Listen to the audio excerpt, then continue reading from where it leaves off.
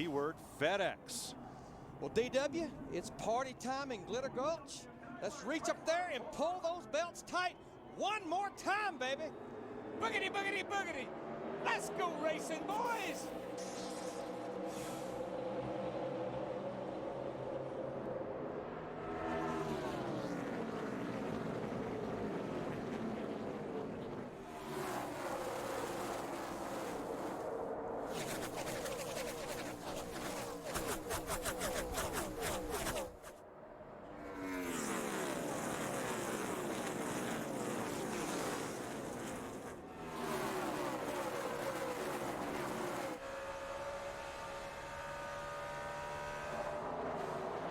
Nice clean start. First 8 cars get single file in a hurry.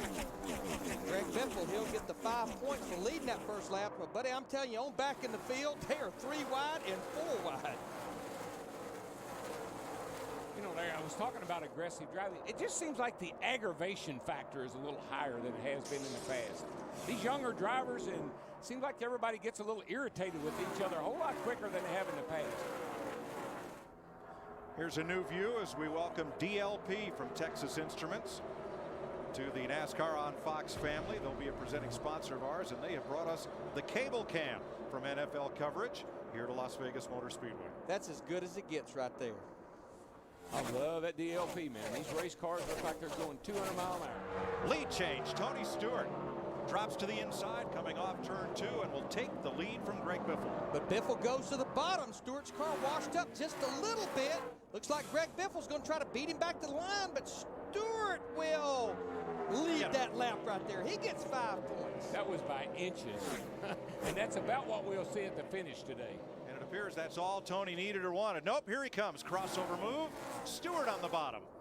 And this is good. We've got this side-by-side, 2 grooves early in this race. Now, same place. Stewart back into turn 3 in the 20 car. He goes to the bottom. Looks like his car stuck to the bottom that time. He should make the clean pass here. Well, his car is really, really good right on the white line. I mean, he'll have the left side tires below the white line. It's going to make it pretty hard to get under him. So if you want to get around him, you have to go the outside. And, of course, you got to keep up with him, too. And just remember, those 2 guys right there, that's the guys that finished first and second in points last year. It's the first 2 cars, the only cars that fell out at Fontana. And what do you think Tony Stewart would be most worried about today, Larry? Engine woes. Yes. Only because he had that failure last week, and a driver doesn't forget that until after this race is over with. 42 Casey Mears, the Texaco Dodge, has had a fantastic start to this season. Battling there at 28th with Sterling Marlin. Mears, winner of the Rolex 24 Hours at Daytona. Top 10 finishes the last 2 races. Second in points. Ooh, little smoke from Marlin's Wiley X sunglasses, Chevy. But remember, Casey Mears, the 42, he started back in 38th, so he's already made up almost about 10 positions. None of the Ganassi cars qualified that well. And right behind him, number 12, Ryan Newman. The Alltel Dodge, one of 4 drivers who had to go to backup cars to start this race. They included Jeremy Mayfield, Kenny Wallace, and also the 4 car of Scott Wimmer in backups. Steve Burns. Mike, right now Ryan Newman is saying his car is a little tight. You talked about him moving to the back. They had a head gasket problem in the motor yesterday in practice. They had to change the motor. They only got about 16 laps of practice, but the remarkable thing, Mike, they changed motors in 48 minutes. Yeah, I mean, the problem yesterday with the way the weather worked out, the teams they only received 1 practice. It was an extended practice. That happened early. They just didn't get a lot of practice with this 12 car. And that's what I dislike about impound races. They would have not been able to find that problem had they not had practice yesterday. Because this is a regular schedule here. J.J. Yaley has passed Kurt Busch. That changes hands at 5th place. As you see, the mid-corner speeds down to just about 150 miles an hour. And then they accelerate to the high 180s down the straightaway. And you saw that they are about 2.5, 2 3/4 seconds behind our leader, Tony Stewart, in the 20 car. Here's the man that won last night, Casey Kane, in that 9 car, won in the Busch Series race. He's been good all weekend long here. Right now, he's in the 7th spot after qualifying 5th. But, I mean, watch the miles per hour right here. This is a 1.5-mile racetrack. almost 185 miles per hour, and watch in the middle of the corner off the gas, 144 miles per hour with no throttle applied. And of course, Larry, the back straightaway is pretty short here. The round from turn 3 down to turn 4 down to turn 1 is really where you pick up a lot of speed. Newman, number 12, in a backup car, challenging Casey Mears for 30th. Now, if you look at these two cars on the nose, you'll see the difference between Newman's number 12, the older Dodge Intrepid, and the Dodge Charger that all of the Dodge teams other than Penske Racing are using this weekend. And I tell you, there was a third Dodge there, Kyle Petty. He was getting in the mix. Now here's Jeff Gordon in the 24 car battling to the inside of Jeff Burton in the 31. This is a battle for ninth right here. You know, we're watching Jeff Gordon right now, the 24. Just a little bit ago, we were watching Dale Earnhardt Jr. in the 8. This type of racetrack, the flatter mile-and-a-half racetrack, that was the Achilles heel. Even though Jeff Gordon finished 4th here a year ago, for most of the season, this was the type of track that those guys just could not get a handle on. Mark Martin, the AAA Ford under Jeff Burton, and that moves Martin into the top 10. Matt Kenseth on the way. Kenseth's had a good car last night here in the Busch race. Not quite up to Casey Kane, though. Kane had that Dodge. He was humming around here last night. And what's interesting about Matt Kenseth, I talked to his crew chief, Robbie Reiser. All of the teams tested out here in mid-January. The 17 had a terrible test. They pretty much threw everything away, went with a different package for Fontana. We know how that worked out. Then they used information from there to bring here to Las Vegas. Saw Kenseth move up to 11th as you ride with Jeff Burton. Tony Stewart, 9/10 of a second ahead of Greg Biffle. Did you see that 20 car, how when he gets down to turn 1, right out next to the wall, just almost throws the car down into the corner at about 190 miles an hour. And this is a battle for third right here. We're riding with Jimmy Johnson in the 48 car. That's his teammate Kyle Busch in the 5 car. And then right behind them in the green car, J.J. Yaley in the 18. J.J. Yaley, we just see him getting better and better every week, not only in Nextel Cup, but Busch as well. Well, the one reason why, Larry, is the car is good. It's really helping him as a young driver because his car is so good. What about it, Burns? Hey, DW, the other thing about J.J. Yaley, his crew chief, Steve Addington, told me this morning that he sat J.J. down before the season started and said, look, this is your job to keep. You're not going to lose it. He said the other thing J.J. did was watch the tapes of all the races he ran in the Busch Series last year. And DW, he said he realized that he put his car in positions that he shouldn't have. Yeah, he got himself in trouble early last year in a number of races when it was really not a good time to be racing. Yaley running in 5th, started 12th. He's picked up 7 spots. And it's not unusual for new guys to come into our series. They don't realize how long these races are. These suckers are 3.5 hours long, so you can take your time sometimes. Yeah, but stay tuned. Yeah, well, 12 it gets better. 12 of 14 laps have been led by Tony Stewart. 14 are complete here at the Las Vegas Motor Speedway.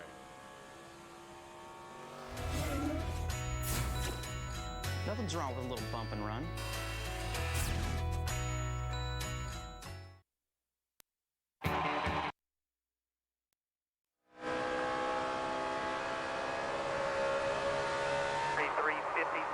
Same as the leader.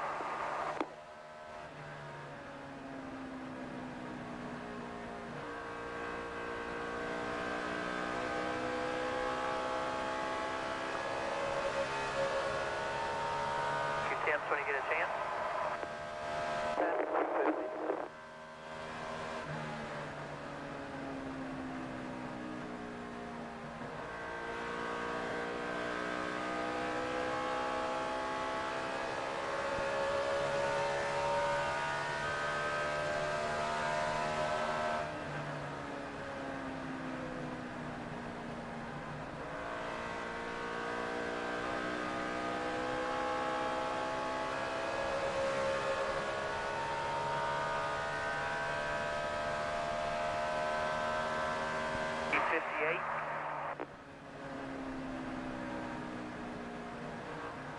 By 2.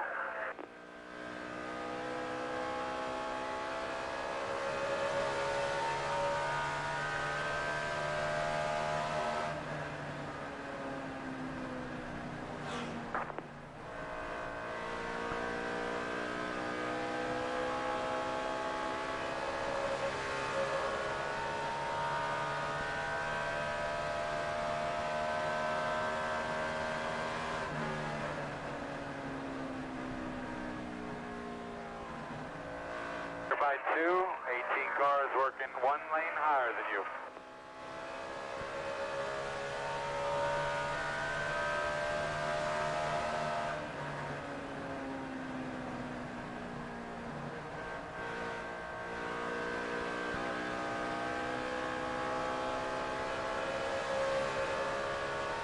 Sam, feel like his front turning a little too good, or is the rear out of the track a little bit?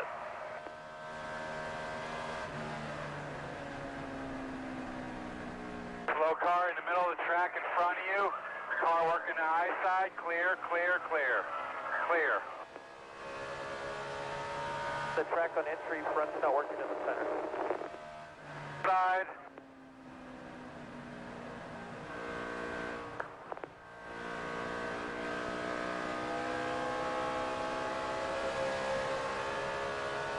Let's get another rhythm going.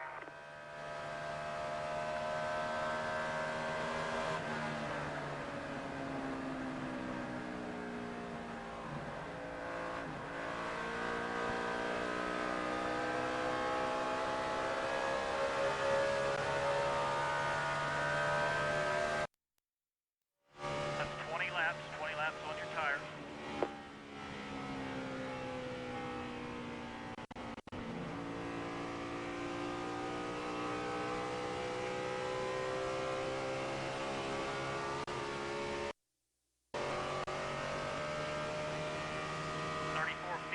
With a pass.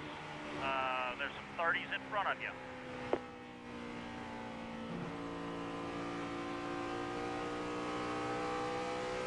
Track's just getting really greasy.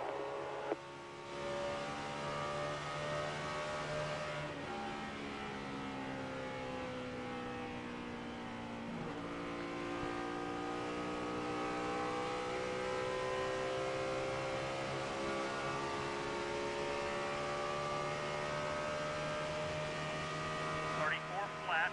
Not 34 flats, 34 20s. Cody's still running about a 33.70 in the lead.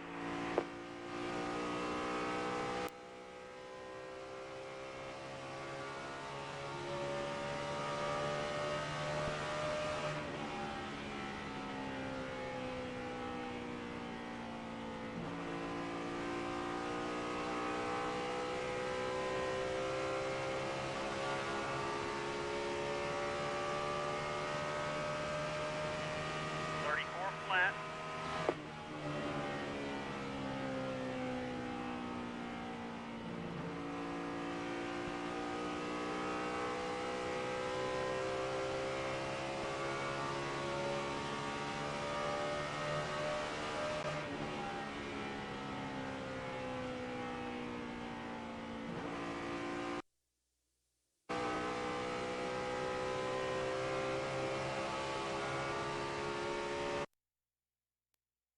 Too tight means you got a lot of wheel. You're turning hard left and the front tires are not digging. They're just sliding, and you build up more air pressure in the right front, makes it even worse. And then what just kills you, if it's doing it off the corner, it kills the straightaway speed because you have to roll out of the throttle to get the thing to turn. Yeah, well, actually you go in and you got to wait in the middle to get the front end to get some grip in it. Then it loses all that speed up off the corner. One car that's having no problems, Tony Stewart. He has hit the setup just right, and he's up 2.2 seconds. Car on the wall, turn 2. Brushed the wall, got away, and it is the 34 of Chad Chaffin. He had already been in and out of the pits once, got a penalty for entering too fast, back on track, and hard to tell if he scraped the wall up there in turn 2 or not. But you could see he's just not up to speed as we were looking at the Fox tracks. Now this right here is a battle for 5th. Mark Martin in the 6th, no longer a battle, drives by Kyle Busch in the 5 car. Let's have a look at Chaffin. Did he get the wall in turn 2? I saw him just look at his car go by. Don't think he did. It's really dirty up there. You'll see a lot of dust fly. Well, he got up there where there's no grip, and that was our concern a while ago when we watched Tony Stewart in the 20 all the way up there. Actually, quite honestly, it wasn't as dirty up there as I thought it was going to be, and that's a good thing. That means you might be able to get up there and lay some rubber down and get going. Chad Chaffin will return to pit road. The Oak Glove Chevy. Dale Jr. trying to rebound from 2 tough finishes here at Las Vegas. 35th, handling problems, 42nd, a crash. where he only ran 11 laps. There's his serial score at the bottom, and we listened in as he tried to sort out what his car was doing. A little bit free center off. Follow the brake pedal, ain't got much brake. Got all that right, Tony Jr.? Yes, 10-4.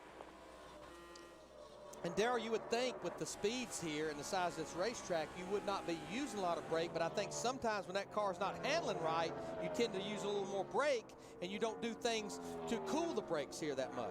Every driver that I know of, and that I can think of, drives with their left foot laying right on the brake pedal. They're not pushing it, it's just sitting there in case they need it.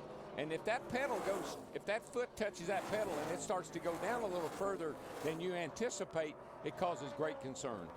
I'm going to tell you what, this has been one of the big movers right here. Mark Martin in his 6 car, where he started back in 18th, and he just drove by his teammate, Greg Biffle, in the 16th for 4th. We watched this in yesterday's practice.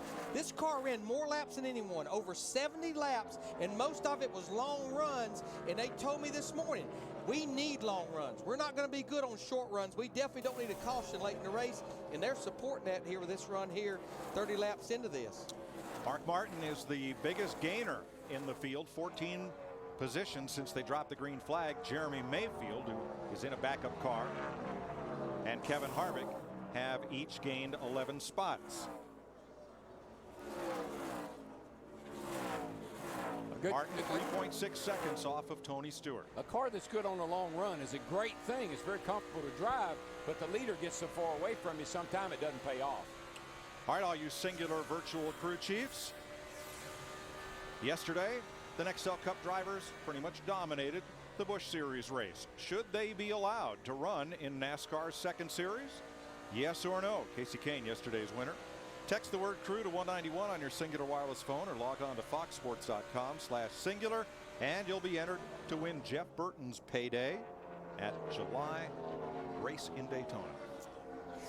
Tell you what, DW, that old 24 car, Jeff Gordon, he has a good look about him on this long run. He just drove by his teammate Kyle Busch in the 5. That was for 6th place. Yeah, I noticed him. He's been moving along pretty well, and the car looks good, and his lap times are really, really respectable compared to Tony. Jeffy might have him a little something going here today with that old green hot rod. It's a rare day that he doesn't have the DuPont colors all over that car, but Nicorette is Gordon's sponsor this weekend. I guess green flames just wouldn't look good with it. No. And right behind him, Kyle Busch, one of the 2 brothers who hail from Las Vegas. His Kellogg's Chevy carrying the colors of Ice Age 2, which we thought had come in here, rolled in here Friday and Saturday. Not the movie The Weather, but Ice Age 2, The Meltdown, coming to theaters.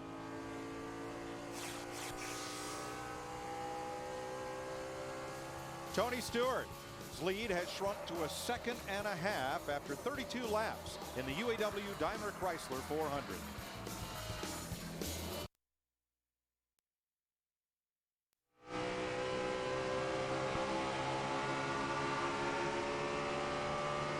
Clear? All clear there. Nice job.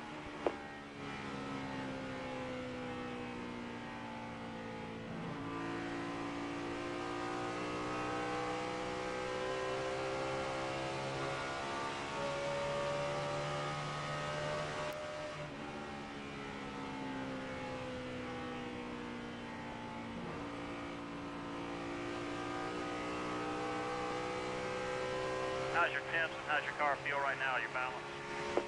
200, 200, still the same, just feels like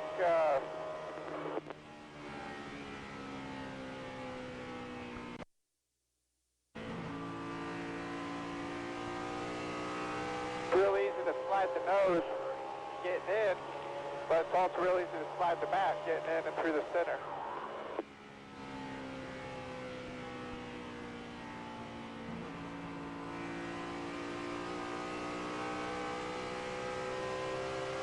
Kind of like a little bit lower track bar, but a little bit less wedge.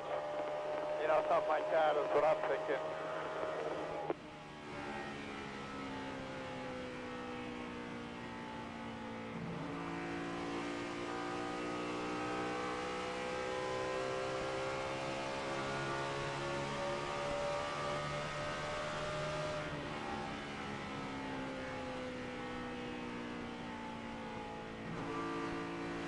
Clear?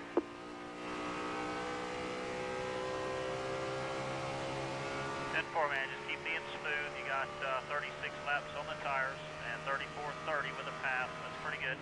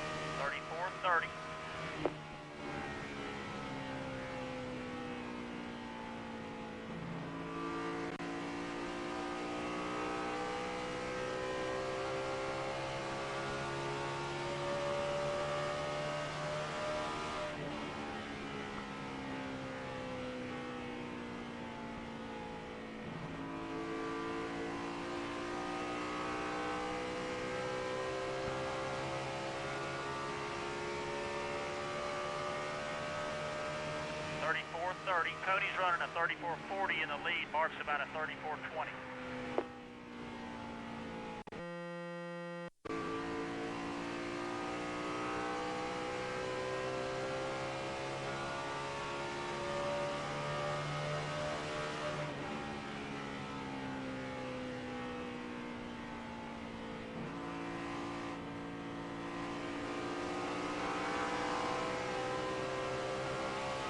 Clear.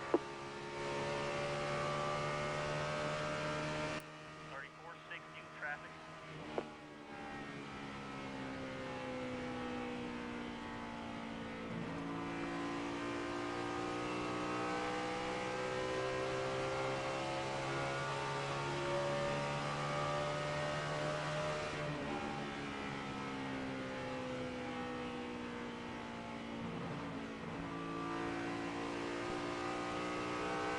Caution now, caution. Reed Sorensen in the target Dodge. And I'm pretty sure it was a right front tire. The thing just took a dead right. And I'm sorry, Jeannie, but the 41 car crashed hard.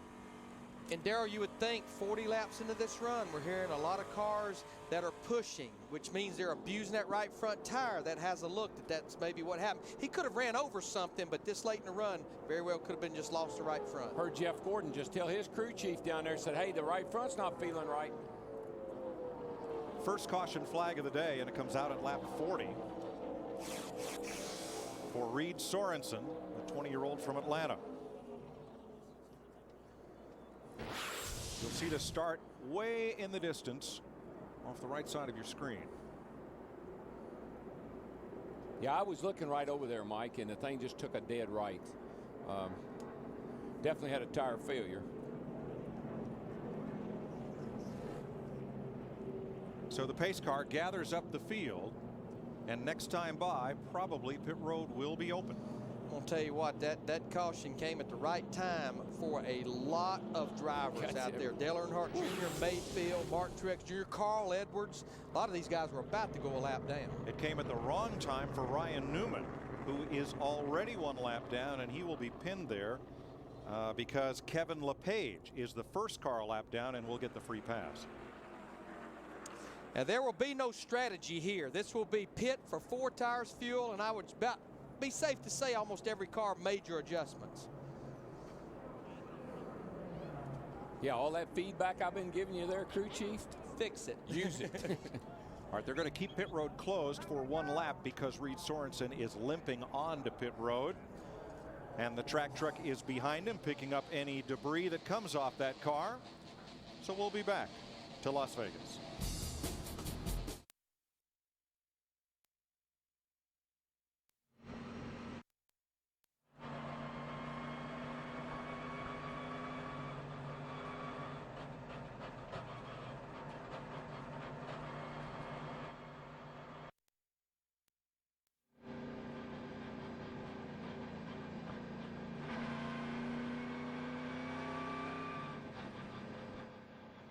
Nose the car in, June bug.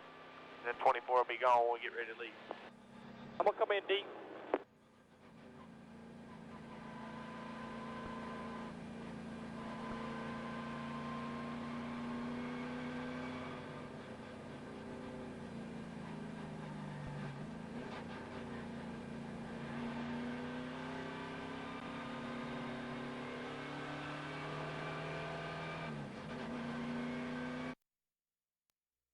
$99, singular.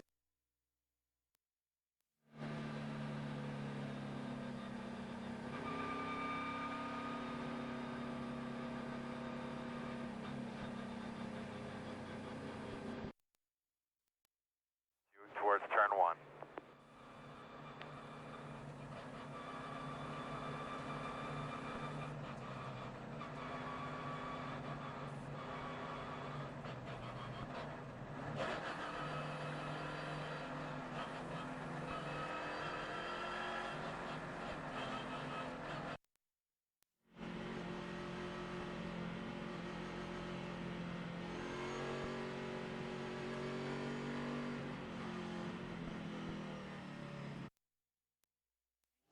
Or enjoy other NASCAR experiences? Only NASCAR race points get you there, and you can only earn points from sponsors like Enterprise. Enroll at NASCAR.com, reserve online from Enterprise, and pick up points. Pit stops begin under caution. Here's Jeannie. You're back talking about not making a lot of changes. That is unless your car is the best car you've had in a long time. 4 tires and fuel for Mark Martin. Dick? Jimmy Johnson in the pits. They're going to make a minor chassis adjustment on his car. He has been very detailed about the behavior of that race car. They're going to try to get him some more speed. Matt? Johnson away in the top left. Tony Stewart says the car was loose but livable. Made significant chassis and air pressure adjustments. The same for the 16 of Biffle. Steve? Matt, you saw J.J. Yaley in the upper right. He said his car was starting to slide in the middle and on late exit. So they made some air pressure adjustments. Steve Addington coaching him into the pit box. And guys, there you see our race off pit road right there. Now that time includes the entire time on pit road, including the pit stop. You see right there, Mark Martin, the 6th car. He's got a great race car. The pit crew rose to the occasion, but Matt Kenseth, and that was a 4-tire stop, gained 6 positions on his pit stop.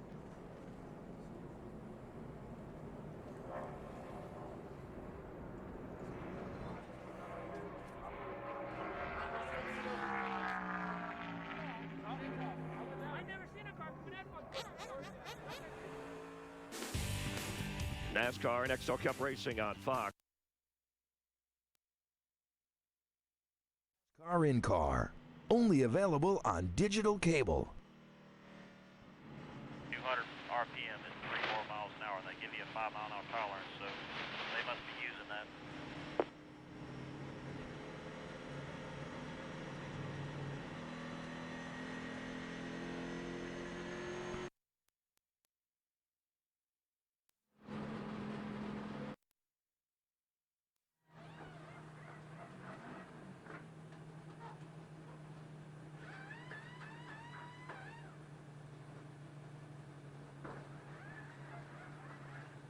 You're all clear out, all clear out. All the way out, 4,300. Steve James, you get that rubber in?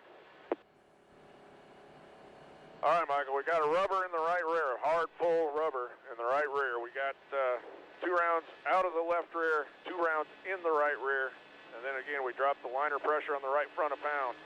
Came up a pound on the right rear, dropped both left sides a pound.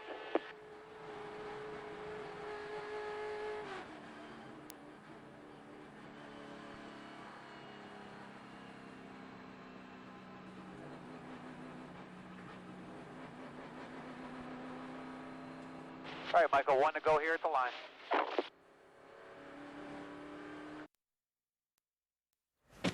Newman. Introducing new Gillette Fusion. On the front, 5 blades spaced closer together for more comfort. On the back, a precision trimmer for those tricky places or just playing tricks. I got those guys good. Looking sharp, Newman. Thanks. New Gillette Fusion. In manual or battery powered. The only razor used by the Gillette Young Guns. Give me closer, man. I smell.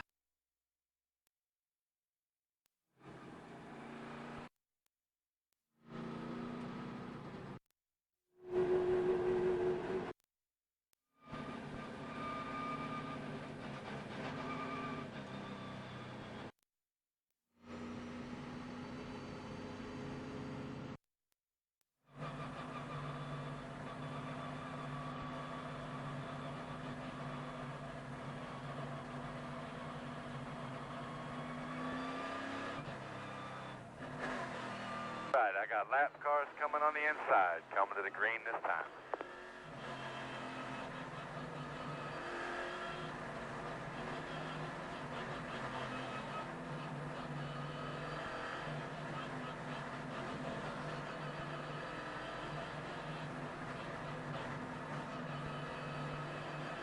Really light on the right rear build on that time position. Should really help you, I hope.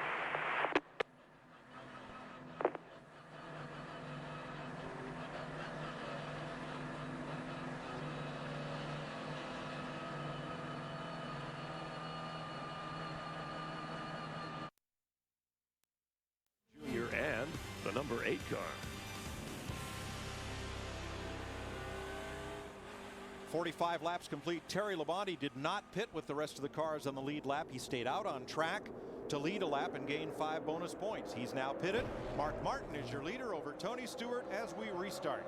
I think what you'll see is Tony will jump all over Mark here. Mark's car's good on the long run, so that probably means it's not very good on these restarts. The problem, they've got Ryan Newman there in the 12 car. Mike, you mentioned he did not get the free pass. He's trying to get that lap back now to get back on the lead lap. Yeah, he's kind of running interference right there now for Mark. I'm going to tell you what, 2 cars that are coming, though. Jimmy Johnson in that 48. We talked about the pit stop that Matt Kenseth and the 17 guys had. Look at him up there in the 4th position now.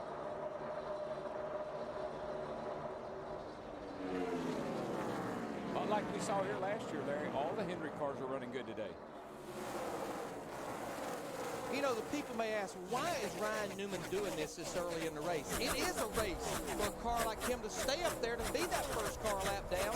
If he gets the caution, then he's back on the lead lap. He's just doing his job right here.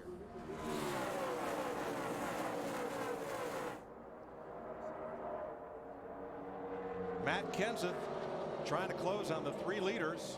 Let's get an update from his pit. Jeannie?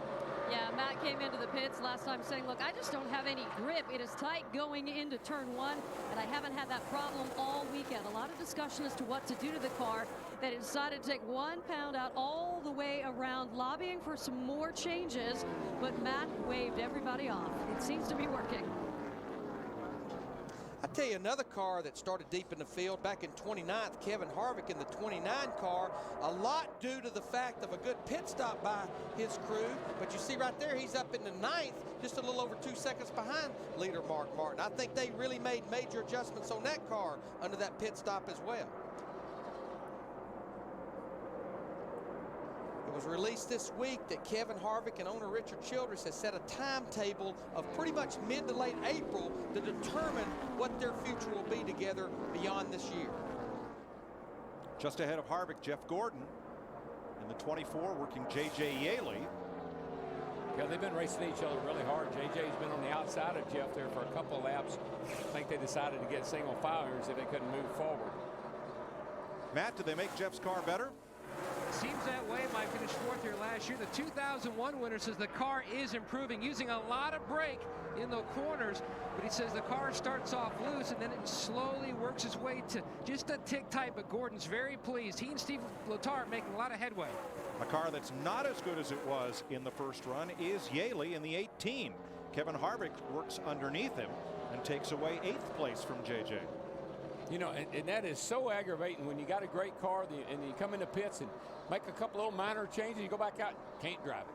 And what's going on with this battle right here, and this is actually a battle for 4th between Kyle Busch and the 5, Matt Kenseth in the 17. It's almost like Kyle Busch gets that momentum by being up in that 2nd groove. When Kenseth on the bottom, he actually, look, he's got his left side tires below the white line. He just can't carry the momentum off the corner. Yeah, I don't see very many guys venturing up high yet, though, to try to make a pass. They get up there and lose ground. Here comes Gordon under the 16. Car looks really good. And she's not smoking. Well, Biffle challenges him for the corner. And Biffle holds the spot. Kenseth back after Kyle Busch. Big fight there going into turn 3 as they try to lap past Ryan Newman. And here comes Gordon back after Biffle. I don't think they helped Newman's car much. He just was up there for a lap or 2, but he's kind of in the way now. How about J.J. Yaley? Steve, what changes did they make? Well, Mike, they made air pressure adjustments to the 18, and the little concern down here right now in the pits. JJ just told crew chief Steve Addington he's feeling a vibration. He's just trying to be conservative right now. And that's so typical. When somebody blows a right front tire, you're going to get a lot of drivers coming back and saying, I think I feel a vibration. I think I got a tire problem. Because they all guarantee they report to all the drivers, say, hey, a 41 blew a right front tire. You might want to, give us any feedback. But you know that last time through 3 and 4, J.J. Yaley up there in that green 18 car, he moved to the high side, drove back around Kevin Harvick in the 29. You see here in turn 1 and 2 is we're riding with Kasey Kahne. Yaley has definitely moved up a groove. Something happened to Casey there. He got all the way down to 145 miles an hour in the middle of that corner. So something happened entering that corner where in the transition from brake to the middle of the corner to throttle, he really had to get out of the gas. Yeah, that's an oops. Every now and then you'll have an oops. The older of the Busch brothers is on the move. That would be Kurt, the first Nextel Cup champion, now driving the Miller Lite number 2 for Roger Penske, who is up on the roof today as one of Kurt's spotters. Now, Kurt qualified back in the 6th position. Mike, you talked about it just a little bit earlier. We keep following this story at the downforce racetracks like Fontana and here at Las Vegas. The 2 Penske cars, they elect to continue to work with that 2004 Intrepid, which is still legal. It's legal for 3 years, and all the other teams are working with the new Dodge Charger. It looks like they're gaining on that 2 car, Dick Berggren. Wally, the crew. Yeah, they are indeed gaining on it. I talked to Roy McCauley, the crew chief, at length this morning, and he said that the thing that they wanted to do the most was to make the driver happy, and they accomplished that in practice here. They turned over 80 laps of practice in race trim. They were not at all focused on qualifying. They wanted to get this car so that it would run fast on the long run. They've got the type pretty well out of it. They made an adjustment on the last pit stop, and Kurt's moving forward. Yeah, I think that's the thing they fought over there in Fontana was it was really fast, set on pole, but the thing would slow down in a long run so bad that it couldn't drive it. So they've been working on that, and I tell you, Kurt told me they were making some real progress. Looking back at Kevin Harvick from the Dodge dealers UAW Dodge of Kasey Kahne. Out front, Mark Martin, quick pit stop, first place, got his nose in the wind, and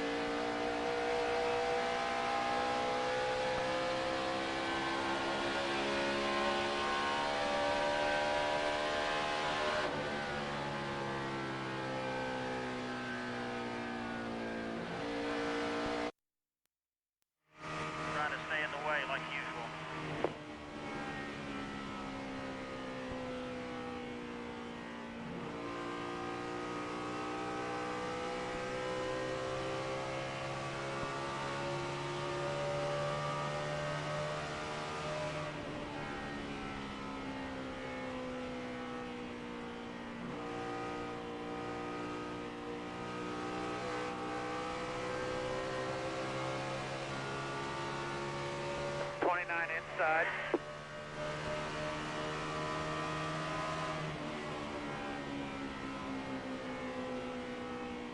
Inside on the line. Got a slow one up ahead of the 12.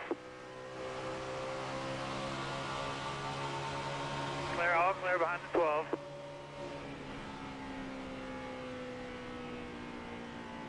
Still out there at your door. Clear.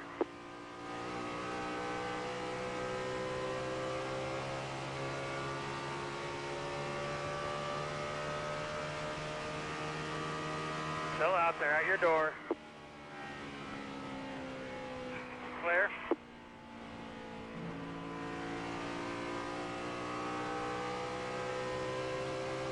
Well, what are you trying to do right there?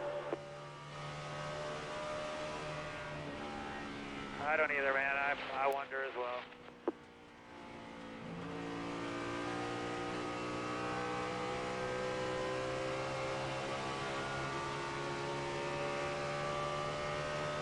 Not patient, so.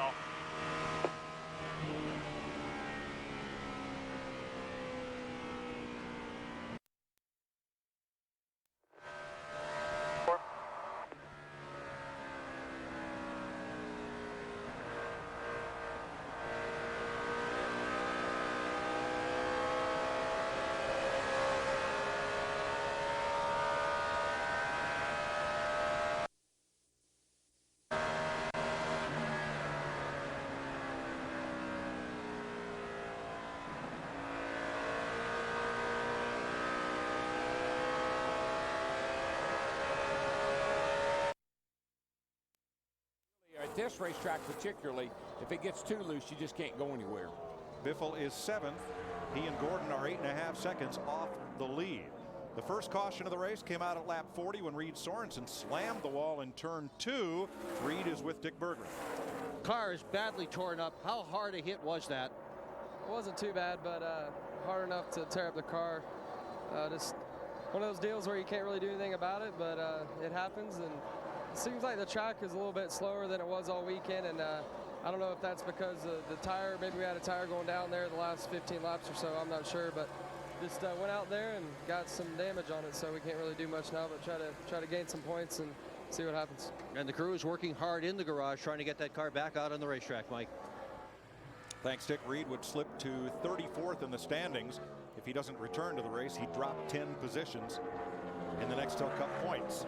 And we've been talking about ever-changing weather, and what goes along with that is ever-changing track temperature. You see right there on Friday qualifying 66 degrees, yesterday down to 63 degrees. Now when we started the race it was 75, but now we're seeing some clouds roll in, it's down to 70. And what that will do, it just gives the car more grip on the racetrack as the track cools down, but it could also make the car tighter and not want to turn as well. Yeah, a tight race car just overworks the right front tire, and you just build up so much air pressure in that tire that you even lose more grip, and then it just accentuates the problem. Mark Martin is the all-time winner in NASCAR's Busch Series. He leads today's Nextel Cup race by 0.8 of a second. Time for our singular virtual crew chief results. Should the Cup drivers be allowed to participate in the Busch Series? I'd call that a push. Remember, when you participate in our singular virtual crew chief poll, you're automatically entered for a chance to win Jeff Burton's payday for the July Daytona race that you'll see on Fox.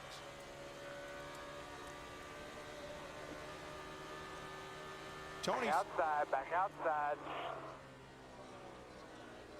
Tony Stewart's advance on Mark Martin is halted. He's now about 0.9 of a second back. Jimmy Johnson 4.4 seconds off the lead, and Matt Kenseth has been unable to close on Jimmy Johnson. He was 5.4 off the lead. Casey Kane trying Kevin Harvick on the outside. Kane will get, I guarantee Casey Kane will get that outside groove working before the day's over with. He knows that from last night. That's how he won that Busch race. He shot by Kevin Harvick right there last night to take the lead. But Harvick shuts the door on him coming up on the backstretch off of turn 2. Now here's two guys we've not really talked about. Denny Hamlin in the 11 car, the winner of the Busch race last week in Mexico. He started back in 16th. Jamie McMurray in the 26 car started in 19th. And right now these guys are battling for the 12th position, trying to get to the top 10.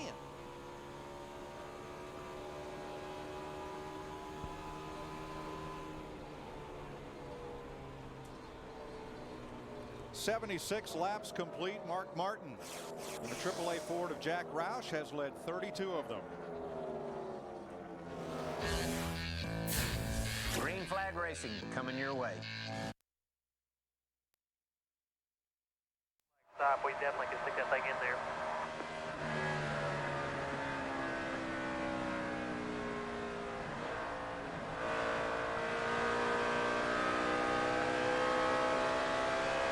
I agree.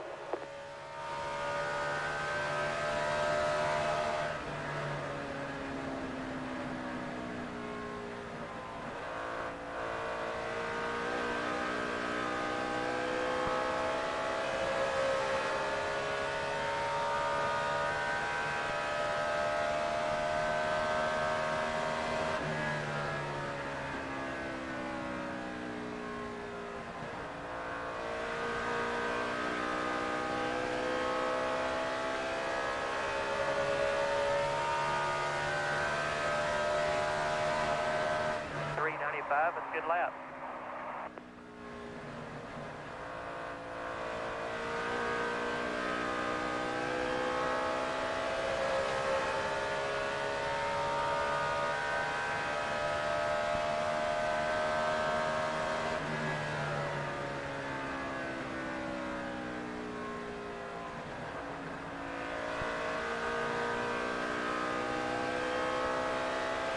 Q3, really good lap.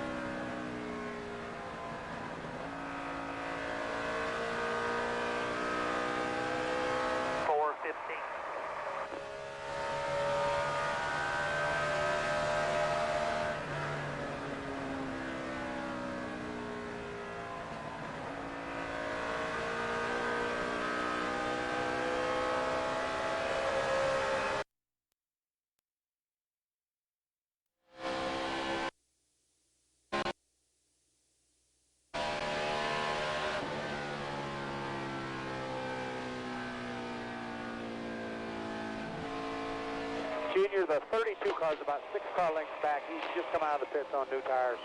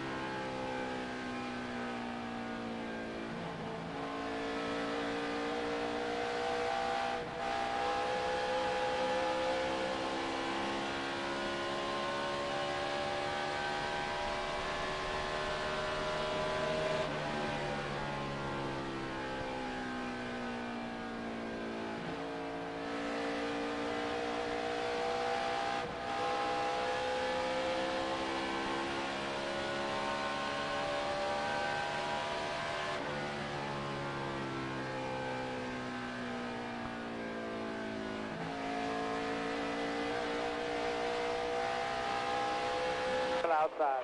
Still outside. Clear high.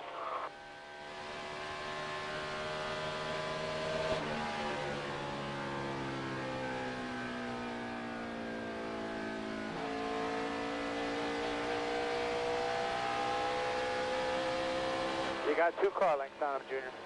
About 20 laps to pit stop, right, Tony, Junior? Yes, get full.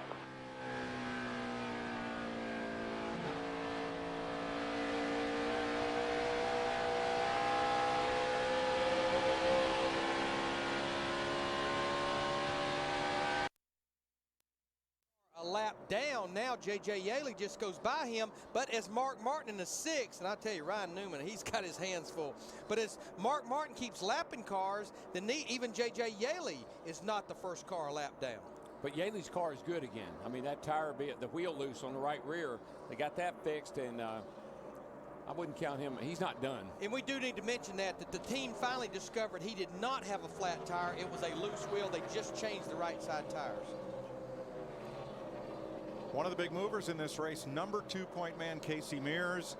And if you looked up momentum, you would see his picture. What a great finish to 2005 and a great start to 06. And he's got a birthday today, 28 years old. That's right. Happy birthday. And he's finished 7th the last 2 races here, so it's a racetrack he always runs well at.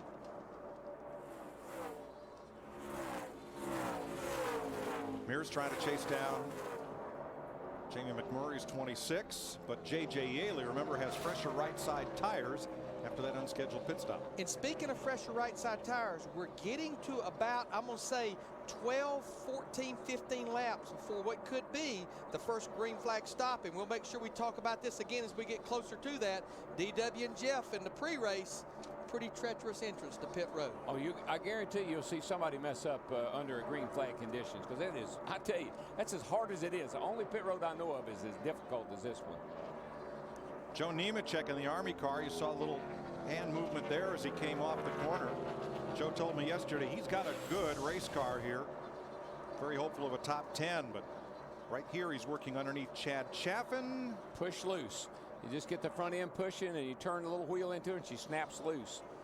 And that's a product of tires that has almost 50 laps on them as well, starting to really slide around.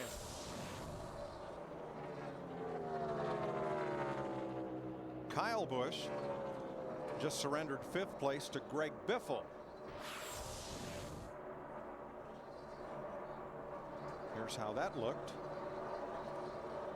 And it looks like Mr. Biffle has hooked up. My gosh, did he grab passing gear? Well, that's what happens when one's in the gas and one is off. Yeah, Kyle Busch was definitely out of the gas there on the late exit of turn 2 and 5. Steve is in Kyle's pit. Yeah, Mike, Larry DW, we know why. The 20-year-old who was born and raised here in Las Vegas just talked to his crew chief, Alan Gustafson, and said he needs help in the middle of the corners. I can get through the center okay, but I'm nervous to get back to the gas on just how far the rear is going to step out. 10-4. And that's exactly what we saw. I mean, right where he would like to nail the throttle, he can't. He's a little too free right there. That's why Greg Biffle was able to shoot by him on exit. And I think, Mike, you've talked about this at the top of the show. How do you keep your driver cool, calm, and collective here this early in the race? Also tell him, hey, we're going to be making a pit stop here real quickly. You've got a good race car. Just be patient. Yeah, all these guys want patience, but they want it now. Along with 4 tires. In the truck, Newman in the wall. Turn 3, Ryan Newman has hit the wall hard, and the whole right front is crumpled up. Seems like when we get in that pit window, Larry, we see this. We got right front damage, right front. Once again, this is good news for Dale Earnhardt Jr., Jeremy Mayfield, Robbie Gordon, Elliott Sadler. They were just about to go a lap down to our leader. Timing was right for them. It's dead. 90 laps into the race. He said it's dead. He's going to the garage. And we were within about 10 laps of scheduled pit stops anyway. Newman's car had not been handling well all day. Let's see what happens. That's Brian Vickers to the inside. Carl Edwards coming. Right front tire. Again, they've been fighting the car not turning, abusing that right front. This is about the same amount of laps into a run that Reed Sorensen lost his right front. You know what? I don't know how many Intrepids they've got, but that's 2 they've used up this weekend, because he had to go to a backup car from practice. Well, actually, they had to change engines. It's the same car that's they right. started He didn't lose the car. He lost the engine. I'm sorry. into the safer barrier at over 170 miles an hour.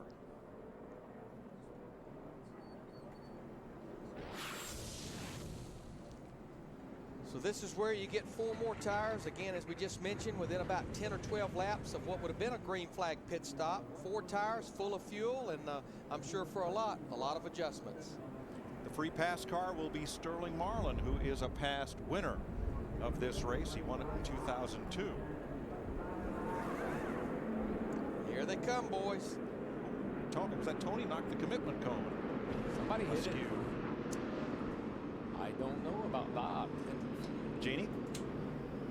Well, the 6-car Mark Martin has been looking for forward bite. A lot of conversation to figure out what to do here. He wanted to do some air pressure adjustments to that right front, but he was informed that they were already at minimum. So a pound is coming out of the right rear 4 tires. Dick? Jimmy Johnson's car is still tight, so they're discussing putting a spring rubber in the right rear. That should slow the pit stop down, but it sure didn't seem to. Latiga, the right rear tire guy, came right around. Natty. Shaggy Larson already cranked down on the track bar. Air pressure adjustment for Stewart, so the car has got tighter and tighter on that 44-lap green flag run. He's away, and Biffle's on the stop previous. They didn't get the wedge ratchet engaged, so they didn't make that wedge adjustment. Significant adjustments this time. Steve?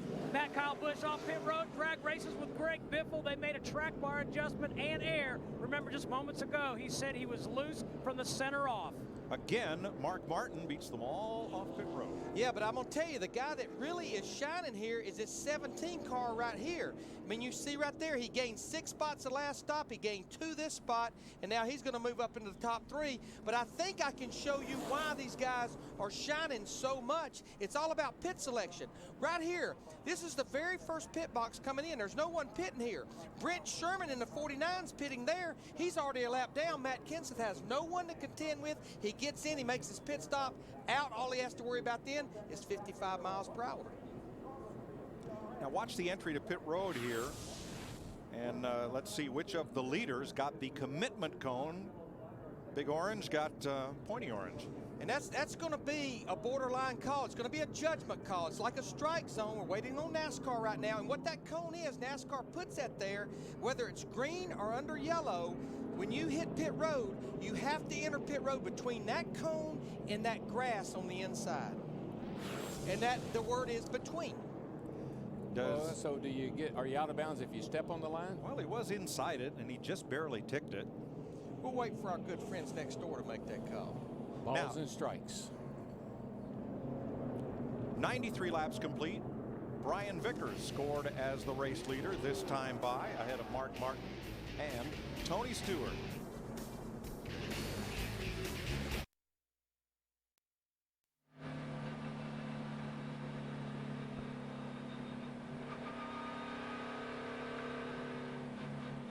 Cleanup truck up top off 2, Jim.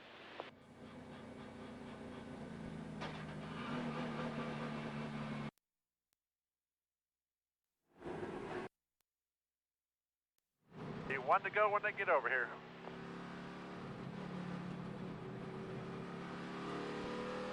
Get in here and get our work done and get called back up. All right, can't we?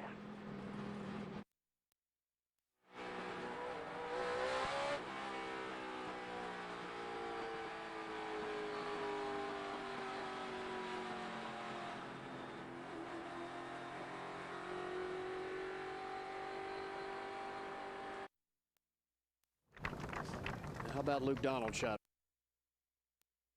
Plus, get a new LG camera phone. Singular, raising the bar. In these shark-infested waters, a team of scientists and one brave volunteer are about... 548.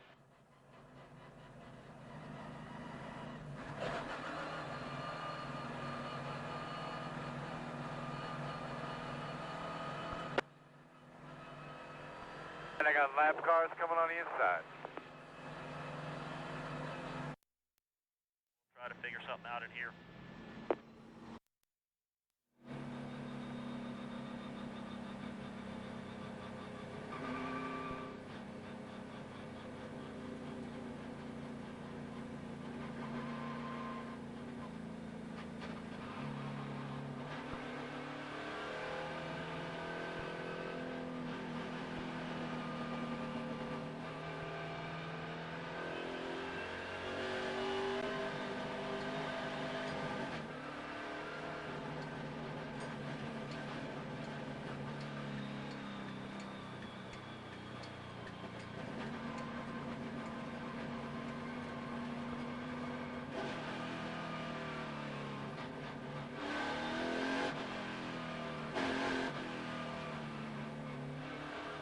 not going, Houston. Coming to 1 to go now. Biffle.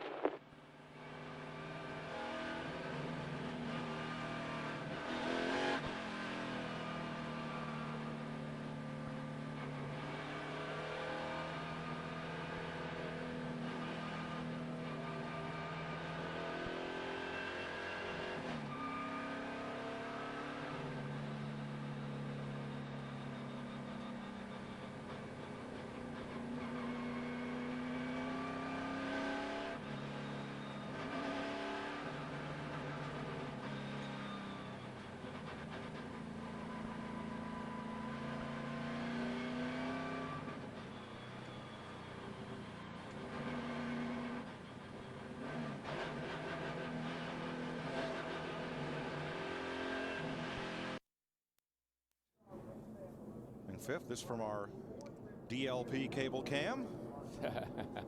That's cool, isn't it? But the reason they're excited, you heard Dick Berggren talk about it. It was not a routine pit stop. It was not just fuel and 4 tires. They actually put one of those spring rubbers that stiffens the rate of the right rear spring, which is, it's a chore to pull it out, but especially to put it in.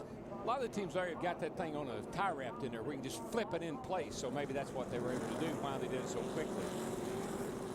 Next week, our Wendy's race menu is served up in Atlanta. It'll be the Nicorette 300 Saturday, 3 p.m. Eastern on FX. And next Sunday, don't miss the Golden Corral 500, presented by DLP HD TV. 1 p.m. Eastern Time on Fox. The call from NASCAR officials, no penalty on Tony Stewart, who brushed the commitment cone entering pit road. Boy, Tony Stewart, the 20 car, trying to get a jump on Mark Martin in the 6. That's a totally legal move to the right side as the green flag was displayed. And he's going to take the lead. Matt Kenseth in the 17. He wants that second spot.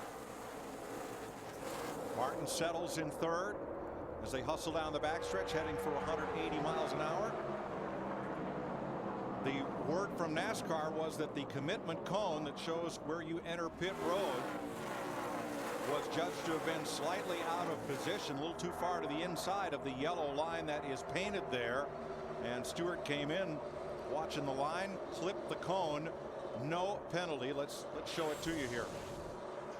If you notice right there, there's that yellow line that we're talking about right there, and you'll see his right front. There's the cone. He's inside the yellow line, but the cone, as Mike mentioned, was too far inboard. They went repositioned it after Tony hit it. Now they put it in the right location.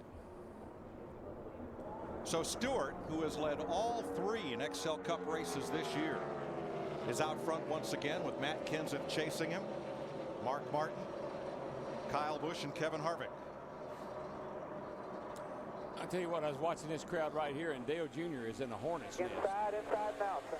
They are all around him, all over him, and I think they're starting to even knock him around a little bit. This is a bunch of desperate drivers with not very good race cars right now. 29 cars are on the lead lap. This battle is from Dale Jarrett, 19th on back. See that 38 car there? He was just moving all over the place coming off the corner. Ryan Newman's car crashed and out of the race. He's with Dick Berggren. Yeah, he had been sitting with his crew chief, Matt Borland, looking at the damage. How bad is it? It's pretty bad. The Auto Dodge is pretty tore up. I guess the best thing I can say is hi to my grandmother down in Florida. Well, at least you could do that. What caused the crash? Just right front tire blew out. Looks. I assume that's the same thing that happened on the 41, but just another Dodge. Okay, we'll see you next week. Thanks. Kyle Busch has passed Mark Martin for third. And I think possibly what may be going on with Mark Martin's car here is if your car is good on long runs, it can sometimes be a little too loose at the beginning of the run, and I think that may be why he's lost 3 positions here within the last 4 or 5 laps. I think it's another one of those times, Larry, when he went in the pit, the car was really good. They made a minor adjustment on it, and now it's going the wrong way, and we got somebody else leading the race. New leader, Matt Kenseth, is our 6th different leader of this race, but not for long. Stewart takes it right back. Might been a deal made right there. You know, Tony and Matt have been kind of chumming around together ever since Daytona. Maybe that was a little favor. be a long way from what happened at Daytona, though. Roger that.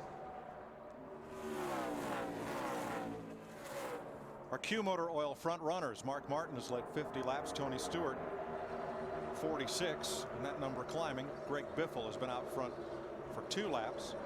Terry Labonte, Brian Vickers, and Matt Kenseth have also led today's race.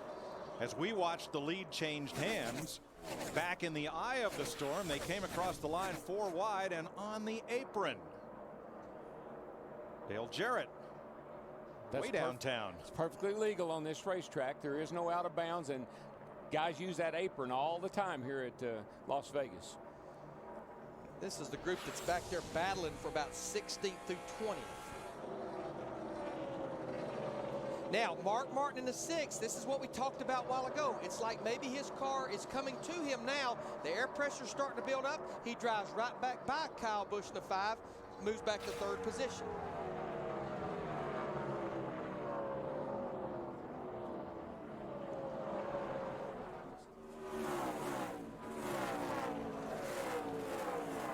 Tell you what, a car that just keeps getting better and better as well. We've been talking about him. We've watched him since he started pretty deep in the field back in 29. Is that 29 car of Kevin Harvick? He has now moved into the top 5. He's up there in 5th position. Had a really good car here last night and led a lot of the race and looked like he was going to win the thing, but the car got real tight on him right at the end of the day. And this is one of those teams that I know Mike didn't include in the beginning of the show, but they need a good run here today. This is quite a racing facility as you watch Kyle Busch in the Ice Age 2, the meltdown. Oh, trouble down here, turn 4. Joe Nemechek coming around. Caution will be out. Remember, we saw Nemechek having a little bit of issue off 4 there earlier, and the car just jumped out that time. Now that's going to be good news, I'm quite sure, for J.J. Yaley in the 18 car. Had the loose right rear tire a while ago, loose wheel. Had probably a top 5 car. He gets the free pass back on the lead lap now. He's back in it. Sorry about that.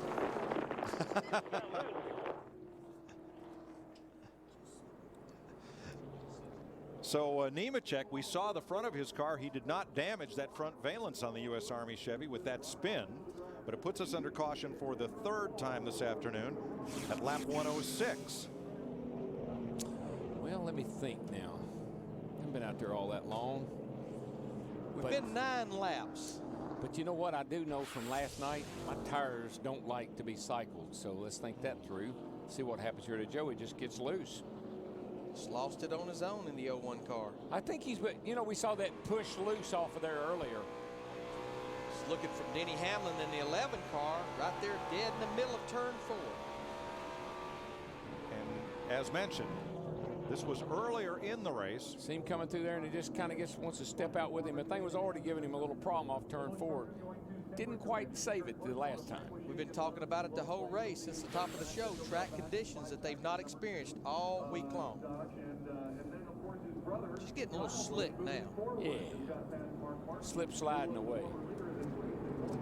DW, I believe we're going to see most of these guys hit pit road. I'm not going to sit here and tell you we might not see them change maybe just right sides, but Jeannie, I got a feeling pit road may end up being a busy place. Yes, we are open for business very shortly, and as we get you ready for Matt Kenseth coming into his pit, the 17 car, great debate over what to do, 2 tires, 4 tires, and the guys were talking about as long as this has been running, long green runs, 4 tires is probably the call. Matt saying just make the decision before I get in. His crew chief, Robbie Reiser, said, yeah, we better go with 4. I don't want to get you in trouble out there. No other changes because the car is great. Dick?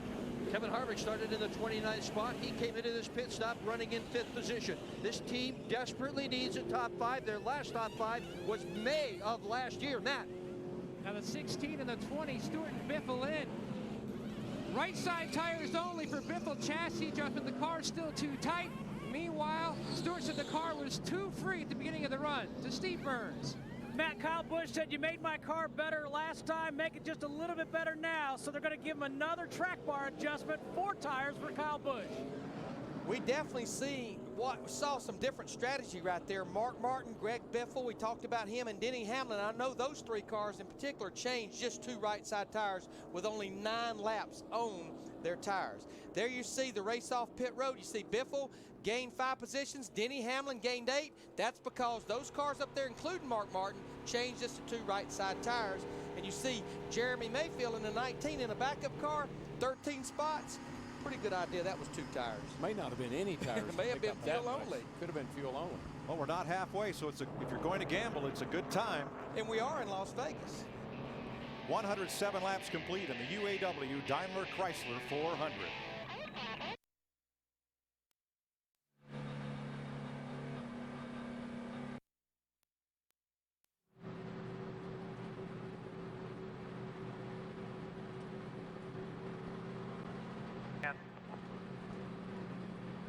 Five, 4, 3, 2, 1.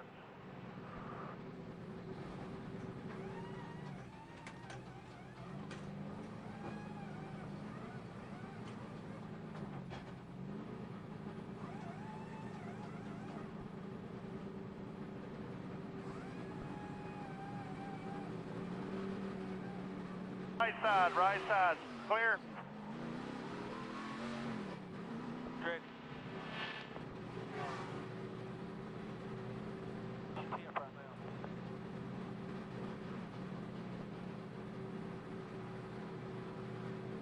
Temperature, Kenny. 50 right now.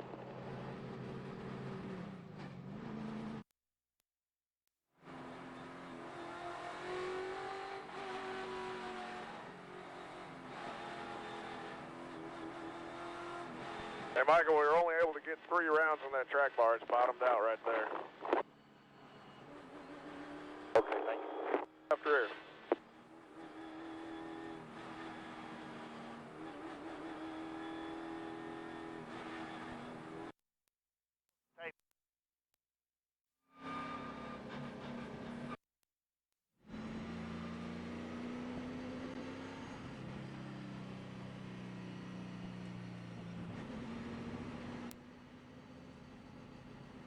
Everything's good in here. Car feels good. And the pedals and the seat, everything's good in this car. Throttle's still a little stiff, but I mean, we'll work on that as we can. I'd like it sooner the better, but it's a little tough on restart still to really get a good second gear. I spin up so easily. You have to be smooth, and it gets stiffer as you go, so you got to be careful there. Go too much. 10-4. Cars making their way up to you.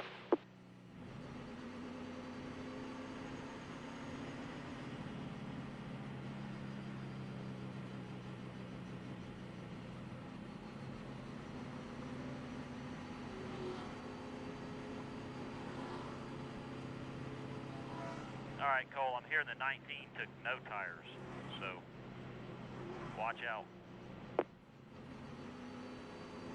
Yeah, this will be interesting. I'm sure every lap down car took 4. Yeah.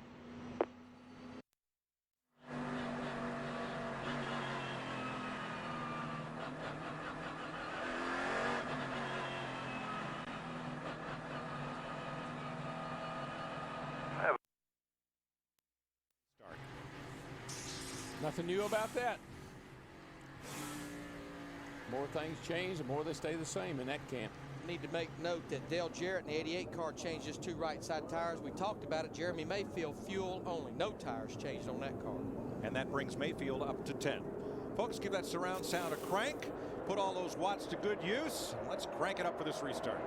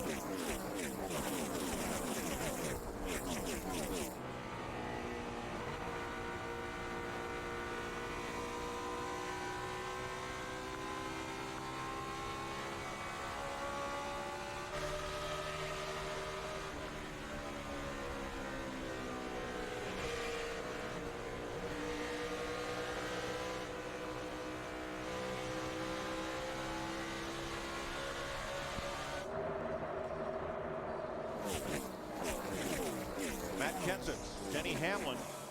Remember, Hamlin was one of the cars that took 2 tires on this last pit stop to gain track position with the FedEx Chevy. And Denny Hamlin, we're riding with him here, looking back at the Busch brothers, the 11 car. He took only 2 tires, and right here you're seeing a product of 2 tires versus 4 tires. Kyle Busch in the 5, Tony Stewart in the 24 tires, Kurt Busch in the 2. Only 2 right side tires changed.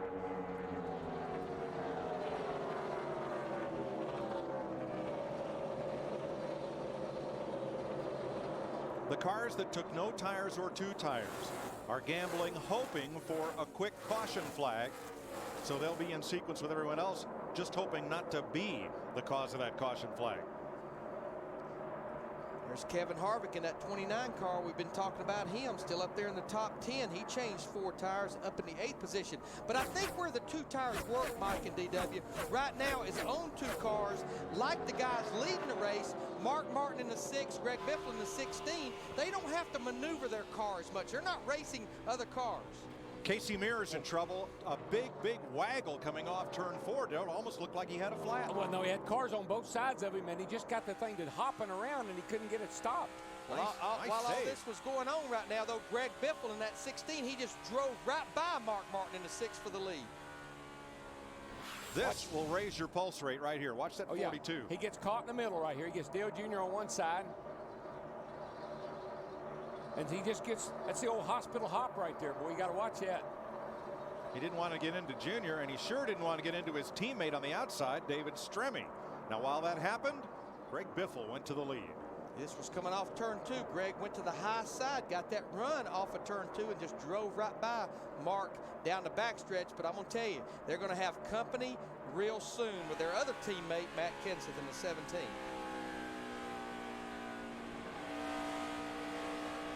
Looking ahead at Bobby Labonte in the Czechs 43 and Casey Mears in the 42. The 55 hung up on the bottom. 2 cars. Heavy traffic back there.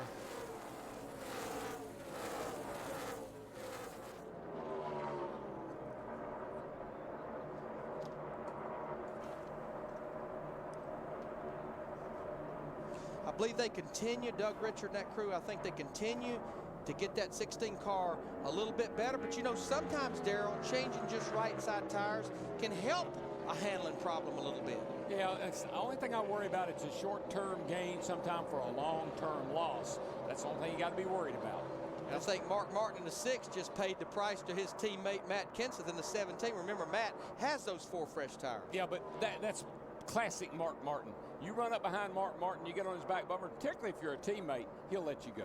He knows you called him for a reason. You're faster than he is. Exactly.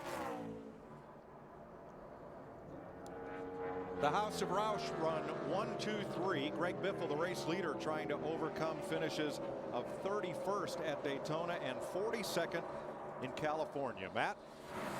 Biffle trying to get Jack Roush another victory lane trip here at Las Vegas. Now, they went with a 2-tire strategy. Mike, the big reason why so early in the race, a lot of laps left, using this as an experiment for later. They've been back and forth on the balance issue. Before that stop, the car was tight. Now, here in the pits, on the pit boxes, as Matt Kenseth, his teammate, takes the lead, you'll find everything. DirecTV satellite system, high-tech computers. But I've seen it first today. Here in the 16 pit, because Doug Richard was on the Busch box last night, he wasn't taking any chances. Went out and got a electric blanket. 41 degrees last night. Temperature right now about 57 degrees, but he is prepared in case it does get cooler. He says he won't freeze 2 days in a row. Yeah, Matt, I'd be sure that he didn't unwrap that thing and throw it over a set of tires down there either. He's a pretty cagey old dude. He could be thinking something other than keeping himself warm. Gotta have your blanket. Now, again, we've been monitoring, talking about not the air temperature, but the track temperature. We talked about the temperatures of the racetrack on Friday and Saturday. This is when the race started right here, 75 degrees. But look there, now it's up over 80 degrees, which is the hottest it has been. It's a lot hotter in the middle of this pack. Kenny Schrader, the Motorcraft 21, Dale Jr., the 43, that's Bobby Labonte in blue and yellow. That is quite a wad of cars. And Darrell, they just can't seem to get away from one another. No, they're all wadded up there. And Casey Mears has been in the middle a couple of times. I know he doesn't like that. Here comes these guys 3 wide. That's one thing about this front straightaway. It opens up so wide that if you get a run off turn 4, you can make some moves down this front straightaway. But you can stand to be 3 wide on the front stretch. You get to turn 1, you better be back to at least 2 wide. And company's coming. The 18 of Yaley, the 1 of Martin Truex come into this battle. Tell you that Yaley car, before the day's over, he'll be back in the hunt. And just remember what happened to him. For the people that just joined us, he had a top 5 car. After a pit stop, he had a right rear wheel that was loose, had to come to pit road under green, fought to get back on the lead lap by the free pass, and here he is working his way back to the front. What I really like, Larry, is when he catches them, he doesn't follow them. He goes to the outside, puts one of the most sprint car moves on them, puts a slide job on them, and goes by. Jeff Green has caught that pack, and so has Carl Edwards in the 99. Edwards came up to Larry and me as we were waiting to leave the track last night. Big smile on his face. I drove the General Lee. I drove the General Lee. And John Schneider rode shotgun. He was so excited, you thought he just won the Busch race. Yeah, when he walked up, we thought he was going to talk to us about his Busch car. He had nothing to say about that. Unfortunately today, maybe Carl wishes he had the General Lee, because that is the only Roush car that is not up amongst the leaders. We'll try and find out why when we come back.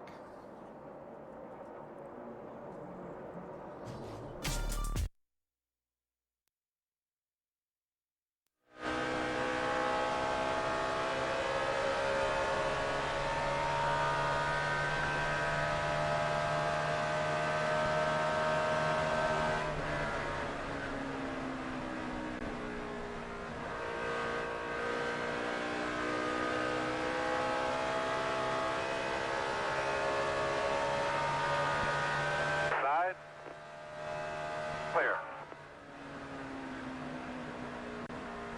Half. Get low. Side. Clear.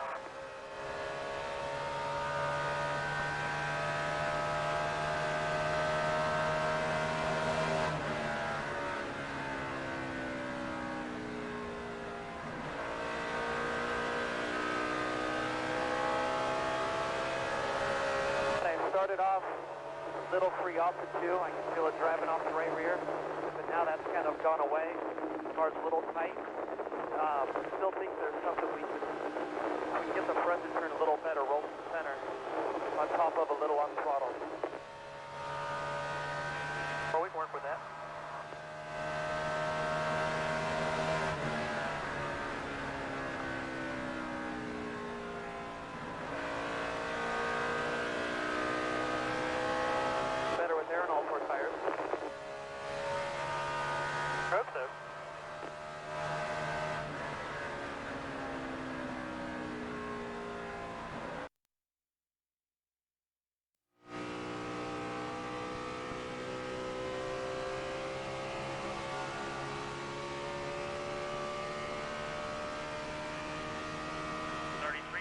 There, 33.50 the last lap.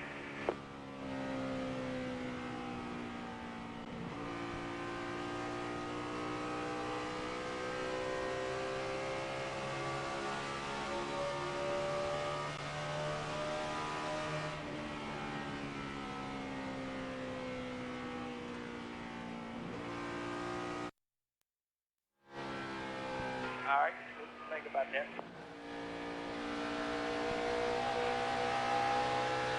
Just a metaphor, just like the boot. All right.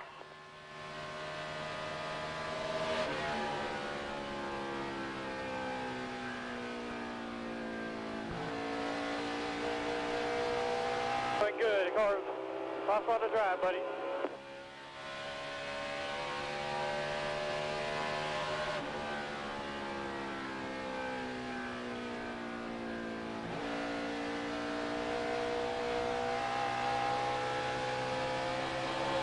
Tightening up, so that's good. Just kind of, it'll be loose a little, it'll be tight a little.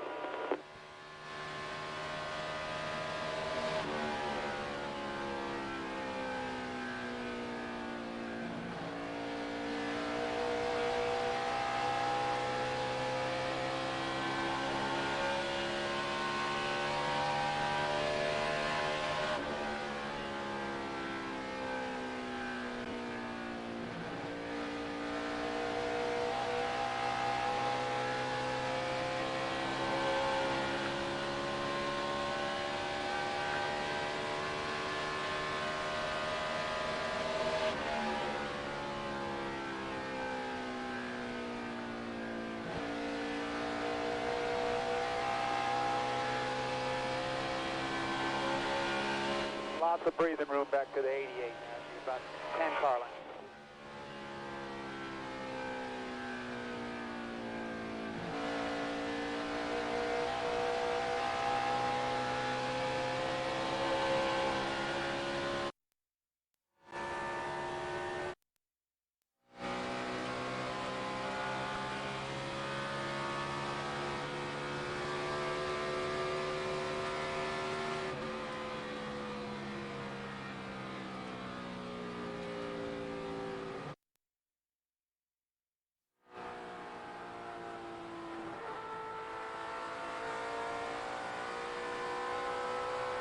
Under 220. Still over the sand. I might need some wedge back. 10-4, that's what we're talking about.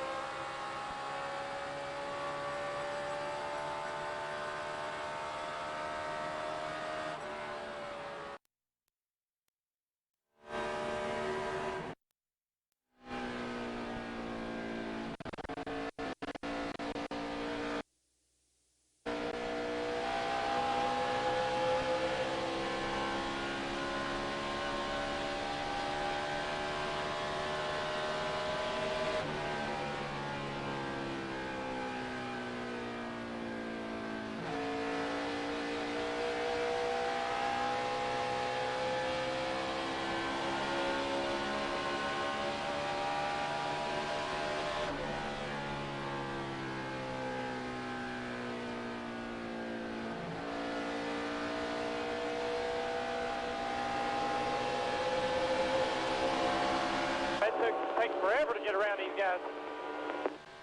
Yeah, you're clear low. That one you just passed is always tough. That's halfway right there, June.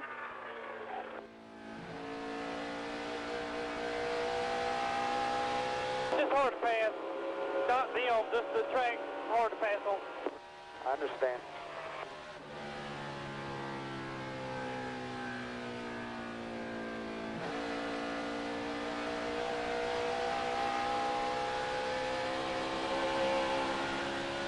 On the right rear, laid off of 2, or laid off of 4. Stuck, center both ends.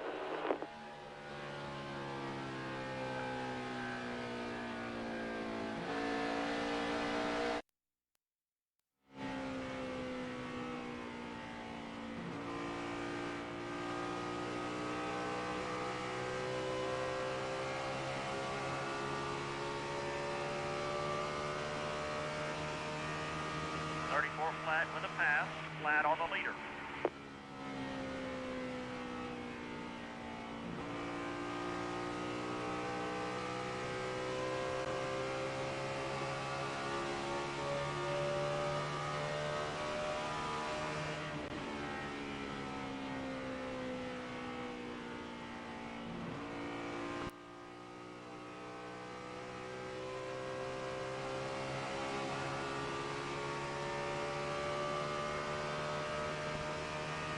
.75. Flat on the leader, doing real good.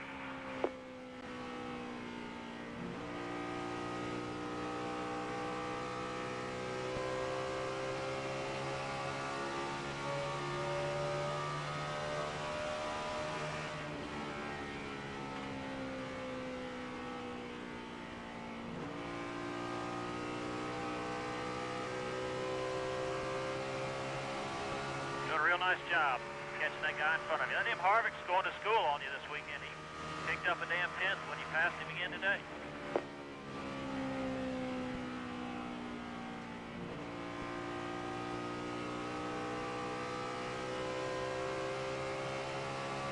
Car must get better around ours. Maybe it puts it in the track better or something.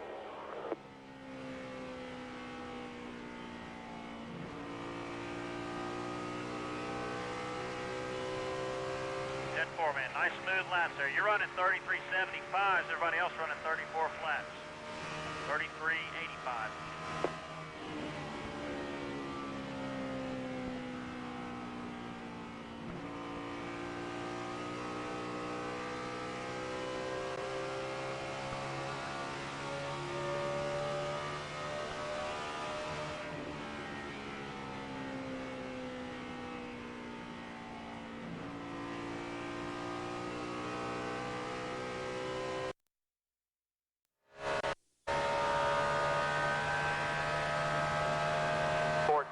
times are still right there, man. Keep digging.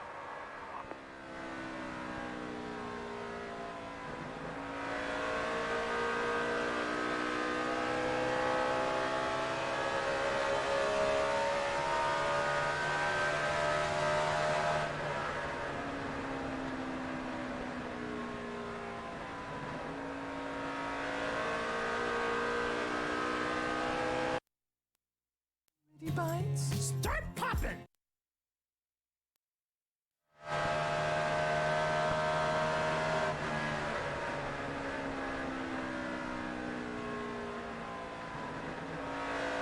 Clear by 5 on the 9. In the high side on both ends.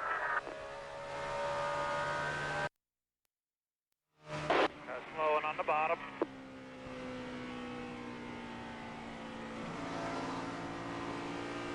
All clear.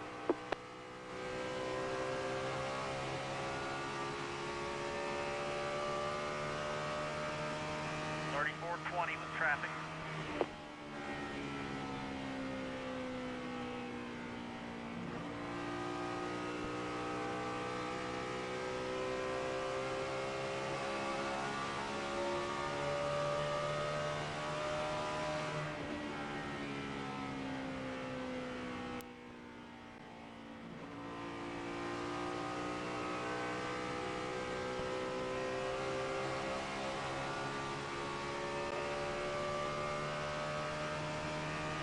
.3390, good lap.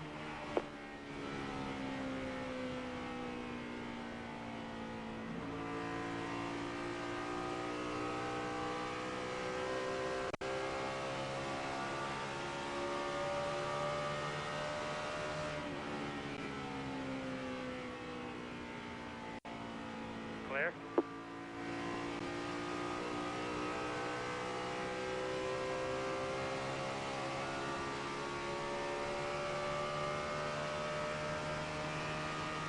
.3430 with traffic.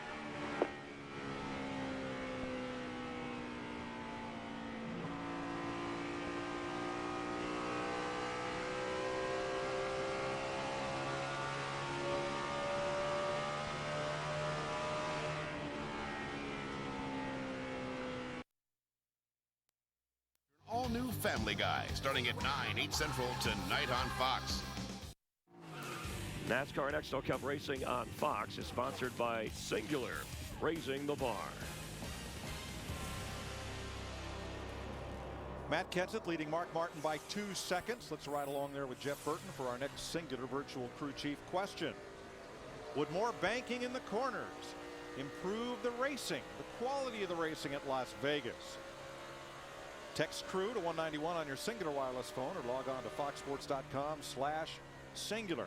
Here's what's going to happen here at Las Vegas after this race is over. The bulldozers will come in and they will take the 12-degree banking in the corner, tear up the pavement, widen the apron, and end up with a surface that is banked 20 degrees.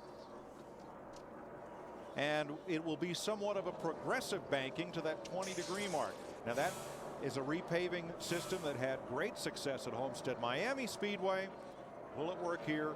You vote.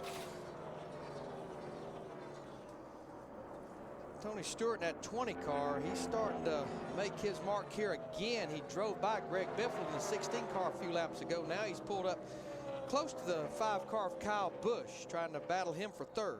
Tars. One guy's got some good tars and the other one's getting worse. And speaking of that, we're probably within about a 15-lap window of when these guys will be hitting pit road for green flag stop. Remember, when we got within about 8 to 10 laps of 2 green flag stops earlier, we had right front tire problems. One with Reed Sorensen in the 41, the other with Ryan Newman in the 12. Matt Kenseth 2.3 seconds up on Mark Martin. Then Kyle Busch is 3 seconds back. Tony Stewart 3.5 back. There's still 29 cars on the lead lap in Las Vegas with 119 to go.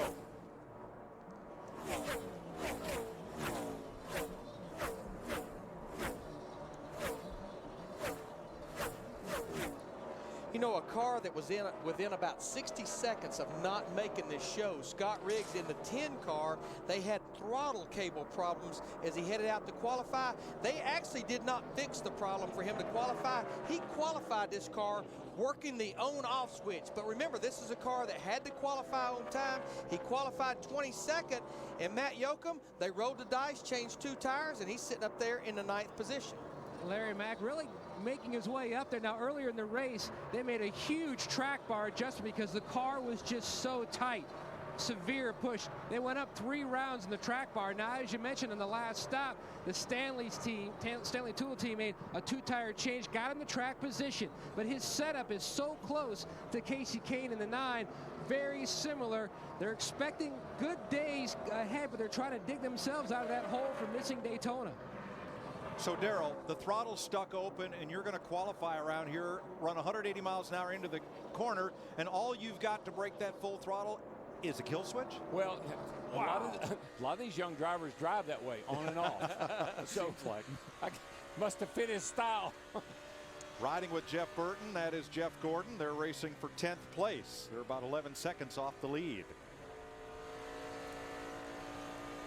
Gordon's car, the 24, he was really good in the beginning of the race. Then he kind of got back in the pack a little bit. And here late in this run, he's working his way back in the top 10 as he takes the 10th position away from Burton in the 31. But Darrell, I think the Las Vegas race has always had this look about it. About the middle portion of the race, everyone kind of settles down. You know you've still got, you know, a couple of 100 miles to go. You've got a couple of pit stops, and you know you're going to get those long green runs.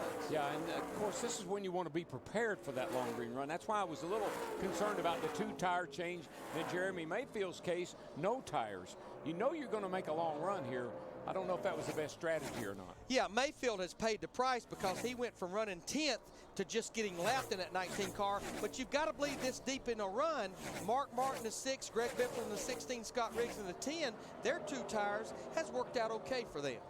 Now, tires have been an issue today. 2 drivers, Reed Sorensen and Ryan Newman, have crashed out of this race due to cut tires and slammed into the wall. For Newman, it's his first DNF since last August at Bristol.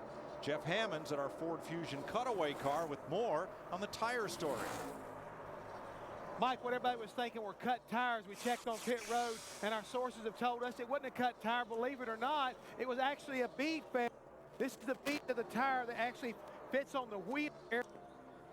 The air are inflated. And what has gone on, Darrell Waltrip and a couple of the drivers were talking about early on, they're using a lot more brake around this racetrack than ever before, and they don't have enough adequate cooling. So what's going on, if you look right inside here, you can see inside the wheel in this area, this is the wheel, here is the brake rotor. You see the distance there, not a lot of distance. And when they heat these rotors up to over 1,000 degrees, all of a sudden, all that heat transfers into the rim. Around this bead area, all of a sudden, the bead itself melted. Tire failure, my friend, and that's what happened to not only the 12 but also the 41. Now, Reed Sorensen, thanks Jeff. Reed has made repairs. He has returned to the race with the Target Dodge. Let's show you what happened to Sorensen and Newman. This is turn 2. Reed Sorensen cuts the right front and into the wall. And later at lap 90, Ryan Newman, same song, next verse. It's a helpless feeling, man, when you go down in the corner, got that thing cranked to the left. And caution has come out here at Las Vegas for debris in turn 2, just about 8 laps shy of pit stops. The good thing, it's not for a right front tire. Yes. So Matt Kenseth leads them to the caution. Kenseth has now led 38 laps of this race. Mark Martin has led 57, Tony Stewart 52. 29 cars on the lead lap, and the free pass beneficiary will be Jeremy Mayfield, who started this race in a backup car after he crashed in fluid dropped by Kenny Wallace's blown engine in the last minutes of practice yesterday. Tell you what, that caution was good news for Sterling Marlin, Bobby Labonte, Elliott Sadler, Kyle Petty, Brian Vickers, and Kurt Busch. They were just about to go a lap down to Matt Kenseth. Jeremy Mayfield as well. On note, without the tire change, he gets the lucky dog. And Dale Jarrett, who restarted 10th, saw Dale there. He dropped to 21st, again with just 2 tires. Made a big move up in track position and hangs on to the lead lap. Probably a lot of chatter right there about now, isn't there, Larry? Don't do that to me no more. We've learned our lesson. At the head end of pit road, Jeannie. A whole lot of chatter on the radio. The 17 of Matt Kenseth. A half a pound of air out of the right rear, a half a turn into the right rear. Suggested driver changes. Matt saying, look, if we're no better, we can put it back. We got a few more stops. He needs front end to turn without taking too much out of the rear end, and really just worried about getting tight if we stay on that long green run. Dick? Jimmy Johnson's lap times have not been as good as the leader. He has struggled with a car that has been pushing all day long. They're going to make 2 chassis adjustments in the car at the same time today to try to loosen it up. Matty. Now Greg Biffle, the 16, 2 tires in the previous stop. Air pressure adjustment on this stop to try to free up the race car. Small air pressure changes on the 20 of Stewart as he's away to Steve. Matt, Kyle Busch says he needs more rear grip off the corners, so they're going to raise that track bar again 1 more round and give him 4 tires. A tense moment for Greg Biffle coming down pit road. He was trying to move out to that outside lane and merge in. There was a car trying to enter his pit. Biffle had to swerve and came pretty close to some of the crewmen who were servicing cars in the pit boxes. And you see right there, his crew had a good stop. They gained 3 positions, but I'm going to tell you who really gained the positions with that 9 car that gained 2. As well, you see Kevin Harvick, Denny Hamlin, their teams gained 3 positions on pit road as well. Here's the race, and buddy, this was a race. Kenseth well out front, Stewart, and then 3 wide, give it to Kyle Busch. Now watch the 16 of Biffle trying to exit his pit box. Someone, I believe, was it not Casey Kane, Sterling Marlin. Yeah, Sterling Marlin. Trying to get in his box, and Biffle has to make a big swerve. And then the 5, he keeps coming out down here at the very end too. So metal debris out in turn number 2 put us under this 4th caution of the day. Water bottle. Oh, looked like metal. Yeah, you can't tell. Elliott Sadler assumes the lead. But Darrell, you talked about it, that 5 car, as we got a penalty on the 99 car, he had a tire roll out of his pit box, so that'll be the tail end of the longest line. But Kyle Busch talked about Matt Kenseth's pit selection. The 5 cars in that very end pit, that really pays off under caution. He just has to lunge forward, and he wins the battle off pit road. And there you see his pit box. It's the very end pit. That pit can maybe not be optimum under green, but under caution, she's the daddy rabbit.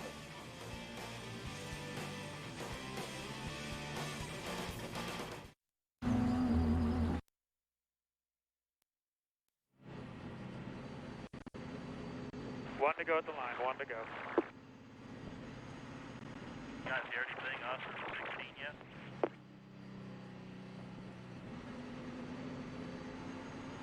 I haven't heard 9 or 16 yet. I think they're still checking.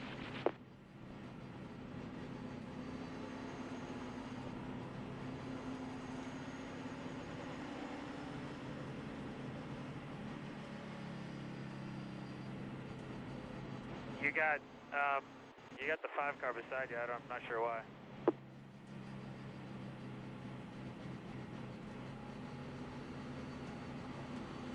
What's the 5 doing? Did he beat me?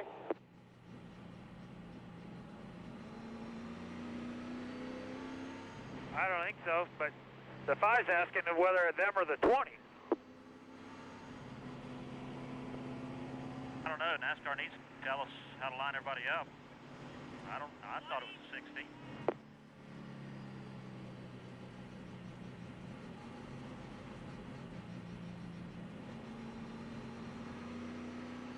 I think they said 25, 9, and 16. 9 in front of the 16. For sure, got lap cars coming to your inside.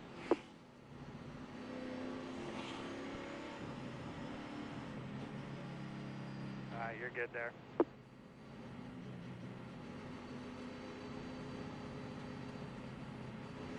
All right, bud, lights are out. We're going this time. The results were clear. Diet Mountain Dew is all the dew with none of the calories.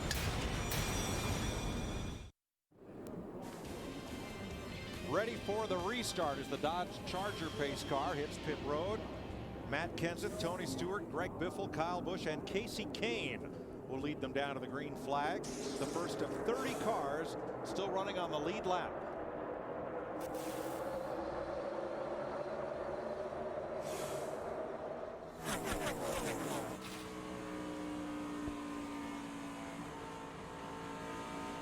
Pretty much everyone on that stop right there. There were no 2 tire changes there. Everyone changing 4 tires.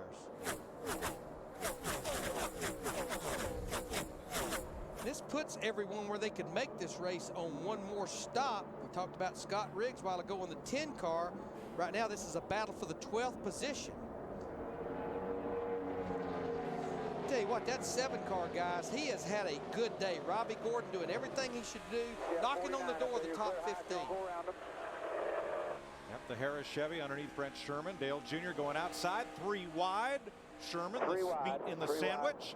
And Jeff Green prevails there in the Best Buy 66. Matt. And Dale Earnhardt Jr. on the outside of the 8. Now he says the car is a tick tight, 2 out of about 10, so that's pretty good, which he says it has made it hard to pass. Now Tony Eury Jr. made an air pressure adjustment. This team is really excited, Mike. Junior's won at 8 of the next 9 racetracks, and they really feel like this is going to be the part of the year where they can really see where they stand with their program and what areas they need to work on. Right, Matt, a top 20 here would be a big turnaround for Junior. His last 2 trips here did not result in a top 30 finish.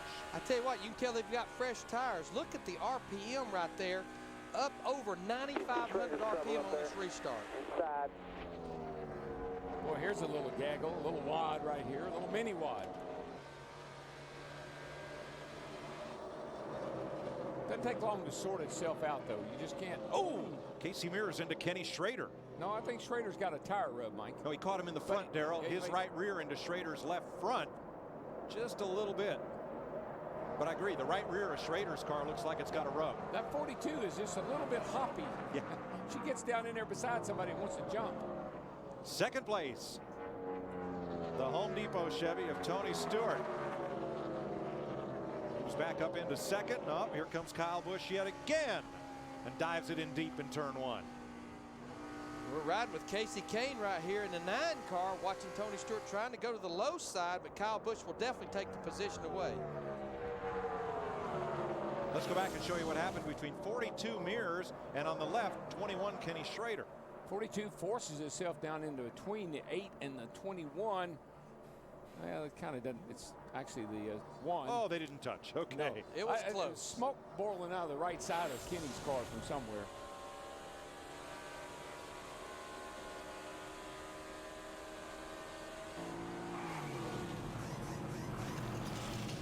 Next week, similar shaped track, only faster. We're in Atlanta. It's the fastest on the circuit.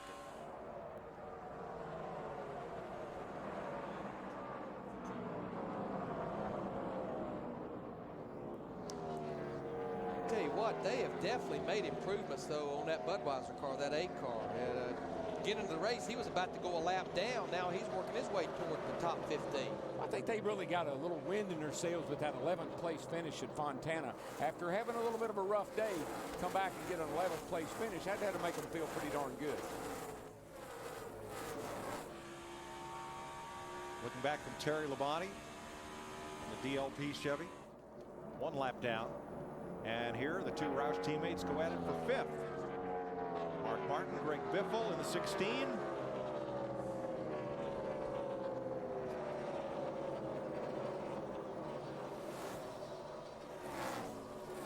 You know, one of the things we've been talking about is brakes. And one of the indications, Larry knows this, Jeff knows this, when a car makes a pit stop, how much brake dust is on the front wheel. That'll tell you how much brake the driver's using. I noticed on the 19 car, and I think Dick Berggren has got the wheel, the right front wheel was black, and I think it was from brake dust. How about it, Dick? Yeah, it's brake dust all right, Darrell. Look at that. It's just absolutely caked on. And come on over the top of it. Here's the left front, Darrell, and it's got every bit as much as brake dust. And the thing that amazes me is not just that we've got all this amount of brake being used, brake dust reflective of that, but that you saw that all the way from the booth, which has to be 3/8 of a mile away.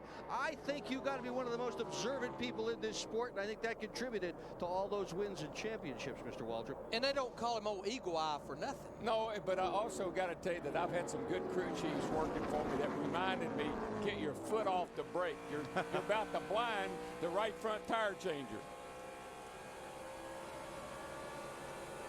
98 laps to go in the UAW Daimler Chrysler 400 at Las Vegas. Point leader Jimmy Johnson closing right up on Greg Biffle. This would be for 6th place.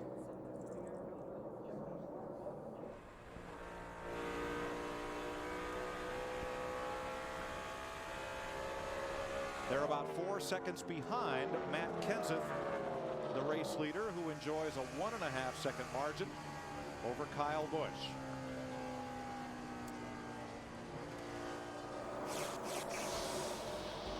Matt Kenseth, winner here in 2003 and 2004. He's out in front. Joe, you're glad we got the Durango, right?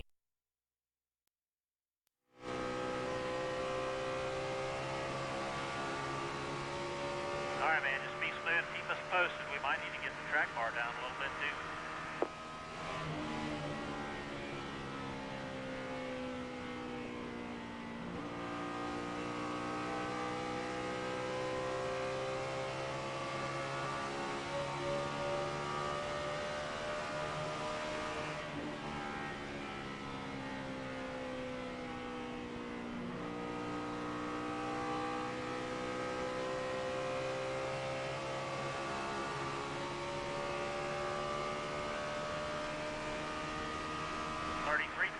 Good lap, same as the leader.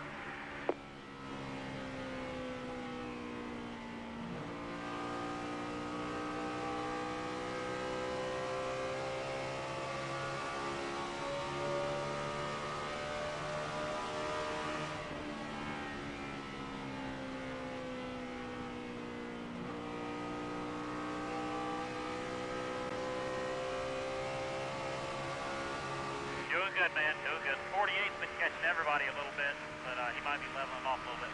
33-45, same as behind you, same as in front of you.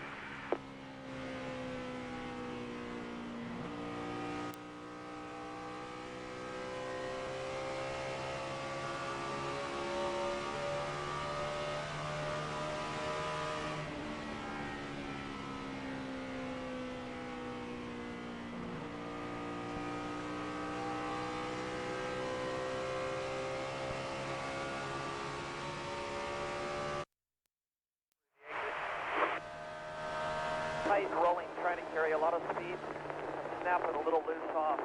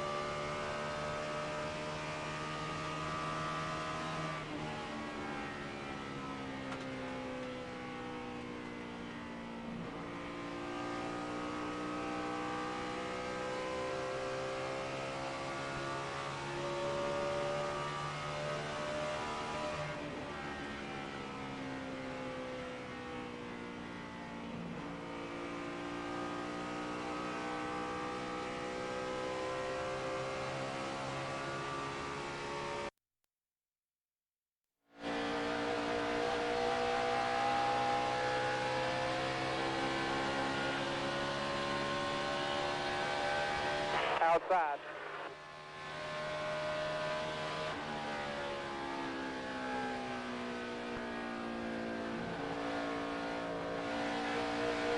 outside. Clear all around.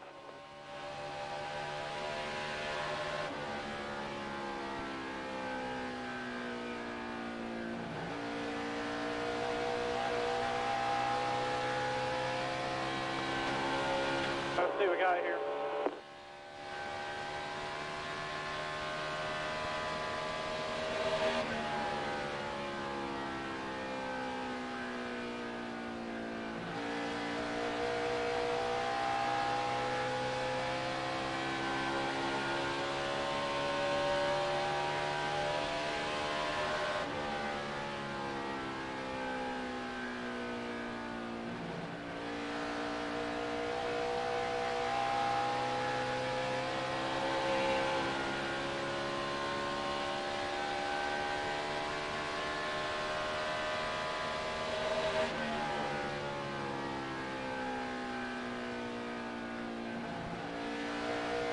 .86 that lap. That's a really good lap. Leaders at 74. Everybody in front of you there is 90.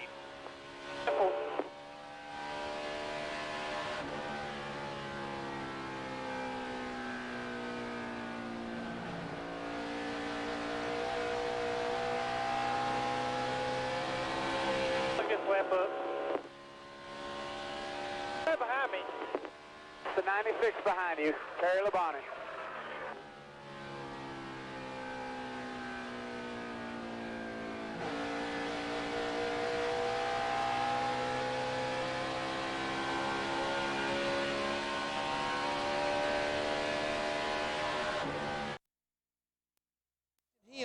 Is for the last couple of years, we, the fans, they beat up Richard Childress Racing. Richard Childress continues to move things around, and now I think he's about to get that program turned around. You've got Clint Boyer up here in the 07 car. He's making only his 4th Nextel Cup start, and he's sitting here knocking on the door of another top 10 finish, and we can't forget, he's sitting 8th in the Nextel Cup points right now, so a pretty good start to his season. And plus you got Burton in the 31 car, 9th, Larry, and you got Harvick up there in 8th, so you're exactly right. Hard work is starting to really pay off for that crowd.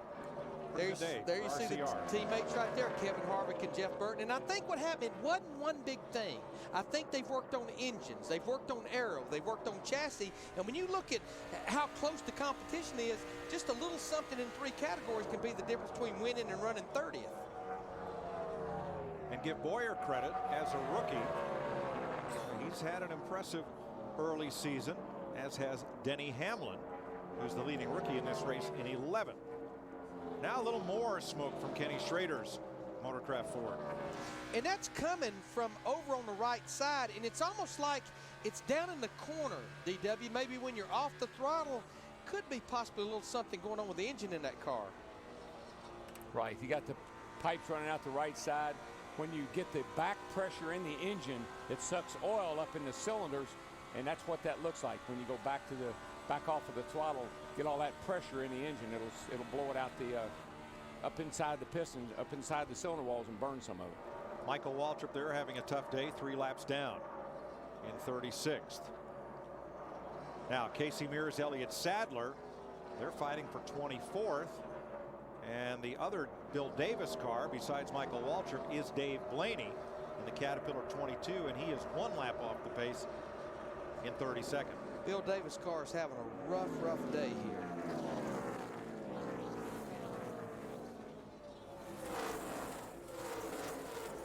It just appears that the only Dodges that really have their act together here is the Ray Evernham Dodges. We have 2 of them in the top 10, Casey Kane and Scott Riggs, and the next one is Kurt Busch all the way back in 18th position.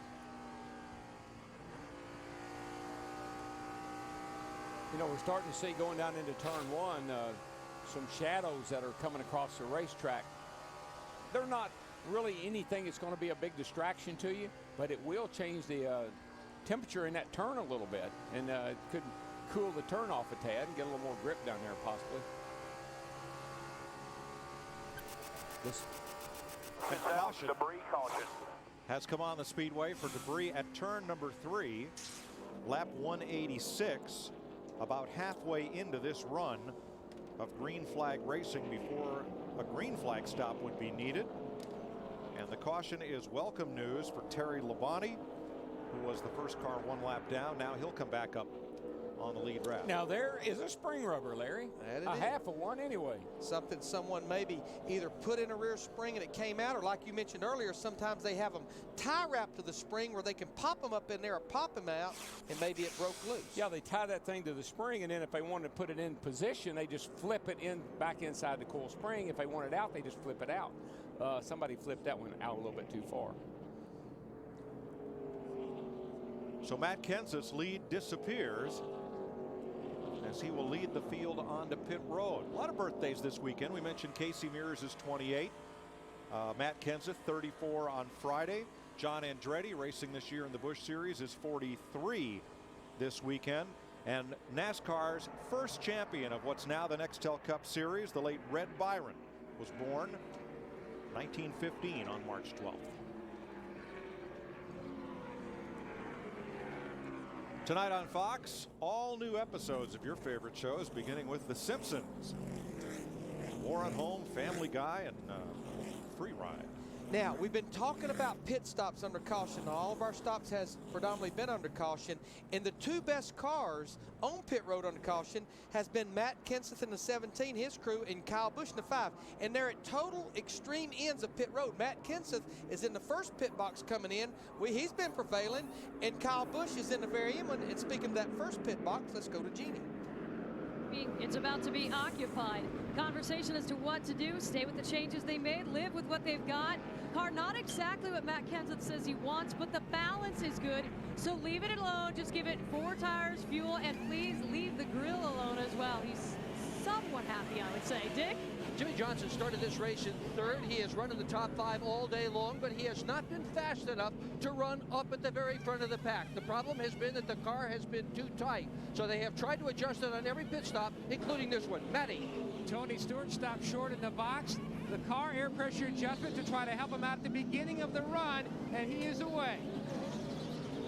At the other end of pit road, Kyle Busch, and he said he is tight in the center and free off. He does not beat the 17 off of pit road. They made a track bar adjustment one more time. It was close, Steve, but you're right. Matt Kenseth and that group, they win the battle off pit road. You see right there, though, that 29 crew, Todd Berrier's group with Kevin Harvick, they keep prevailing on pit road as well. But what happened to Mark Martin, who dropped 6 spots on pit road? And Greg Biffle that lost 3, but you see right there, Kevin Harvick in the 29 plus 3 spots, but definitely the real loser was Mark Martin in the 6. Usually the thing, it's adjustments, you know. You either put it, like we were saying, a chassis adjustment of some kind. It just kills a pit stop. A little bit's a lot. So we'll find out what happened to Mark Martin when we return to Las Vegas. I know.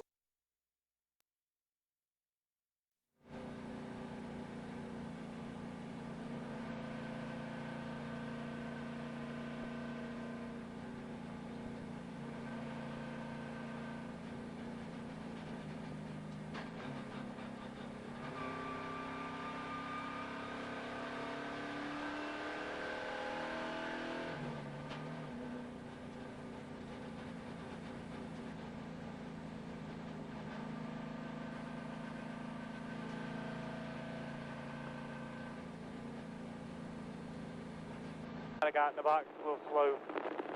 Not helping matters there. We'll get it back.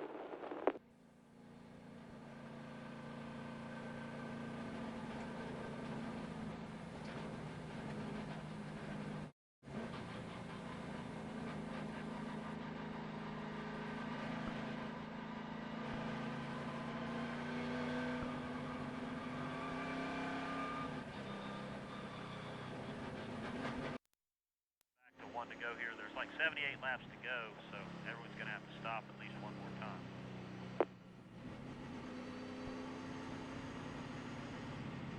Just get a green flag from here out. Had 2 people talking there. Come back, Casey.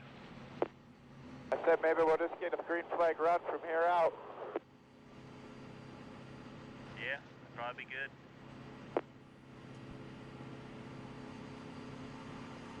This is one to go this time.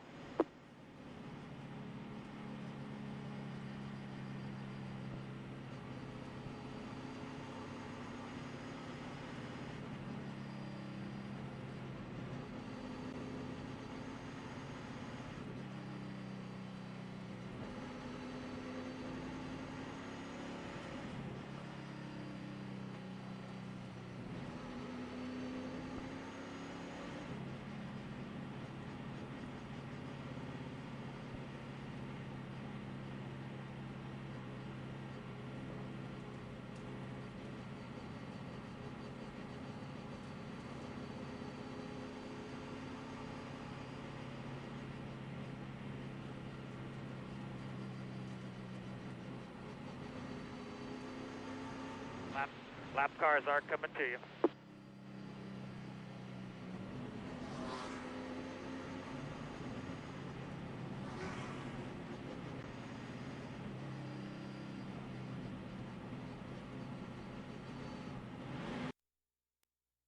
Do that too. For more information, log on to foxsports.com, keyword fan view. That would be a little bit of information you would get on it right there. The points gained or lost as the race stands right now. Matt Kenseth trying for the twofer. He won it there at California, and it's his birthday. Here's the view from our DLP cable cam. Pretty slick, especially if you have a high definition DLP TV. Oh yeah. This looks good. We're back under green with 77 laps to go, and Matt Kenseth in command. In fact, the first three came out just the way they were running at the time of the caution for debris. Matt Kenseth, Kyle Busch, and Tony Stewart. Jeff Burton at 31. He's not going to waste any time. He splits Casey Kane in the 9, Britt Sherman in the 49. Clear. Attaway, Attaway. Yeah, pack her on down in there. She'll stick. That's a battle for 6th right now. Boy, you get those Mr. Feelgoods on there and you're a hero, aren't you, Larry? But you see that green and white car there to the inside. Jeff Gordon in the 24. He's going to go by Casey Kane in the 9 now. Michael Waltrip in the 55, 3 laps down. Yeah, Kane had nowhere to go. Couldn't move inside the 11 either of Denny Hamlin. Now, during that caution flag, Kenny Schrader on pit road with the hood up looked like he could have been overheating in his Ford. And we mentioned Mark Martin, who came into the pits in 4th, but Martin is now back in 11th after a very long pit stop. Trouble on the left front on his stop put him back 7 positions. So he's trying to just get back to the top 10 in that 6 car right now, back in the 11th spot. Man, you saw the 26 there, McMurray, do the big wiggle, Darrell, as he got stuck in the middle. Oh yeah, boy! I tell you, you get pushed around from both sides, pushing on one side and pulling on the other, and that will make you wiggle all over.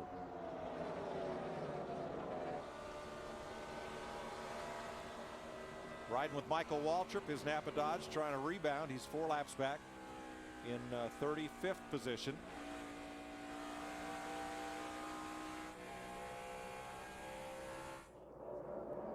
Jeff Gordon now with Greg Biffle.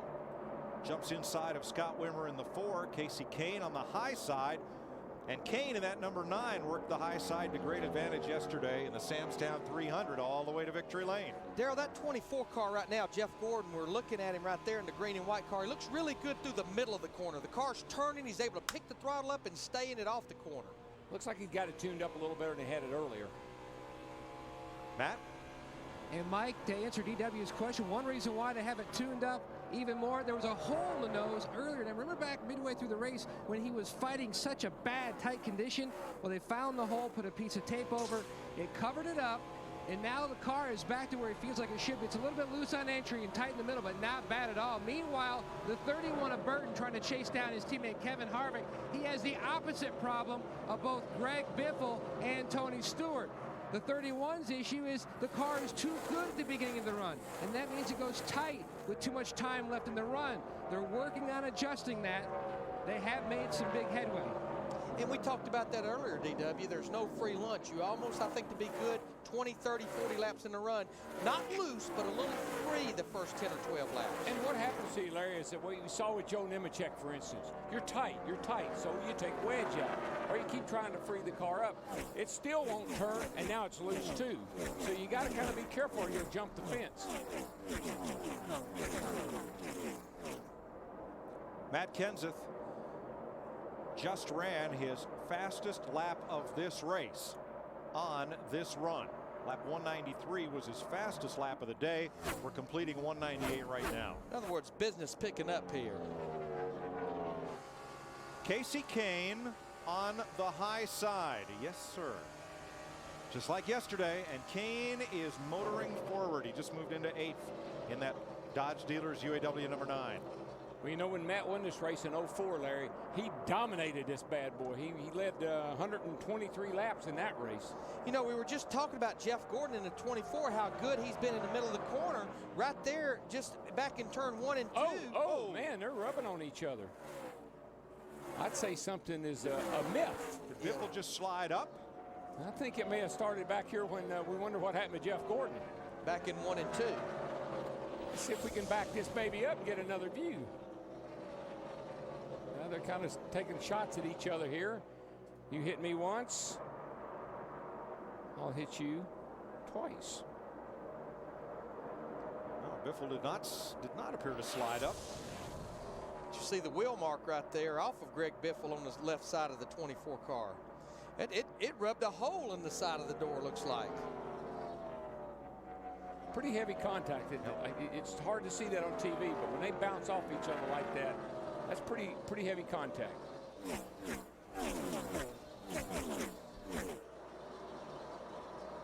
Mark Martin works underneath the 22 of Dave Blaney. Now he's got Scott Riggs in tow.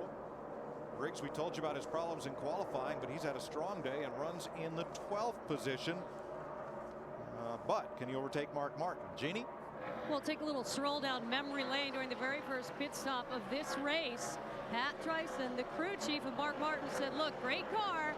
Let's not beat ourselves, especially in the pits. And that is what we just saw during that last stop, just a slow pit stop. Crew chief coming back on saying, hey, sorry, bud. Hopefully that half round will get you freed up and you can go back out there and get him. Well, let's see, Martin right now, 8.8 seconds off the lead, and his lap times are about 4/10 slower than race leader Matt Kenseth.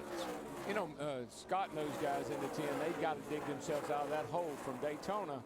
Good runs like today. You can't get it all back at once.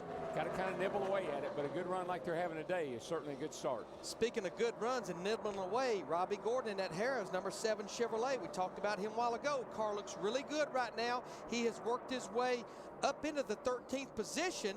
And I tell you, this is just another good solid run for this group. And remember what the hole they were in a year ago after missing the Daytona 500. What a difference a year has made. I think the big difference is the race team he's put together and DEI engines under the hood. It just takes, Larry, you can't start one of these teams from scratch and expect to be right up there at the front in the first year. You got to get bullets. You got to build cars. You got to get engine programs put together. Got to get people. Hammond, you know what I'm talking about. We've done it.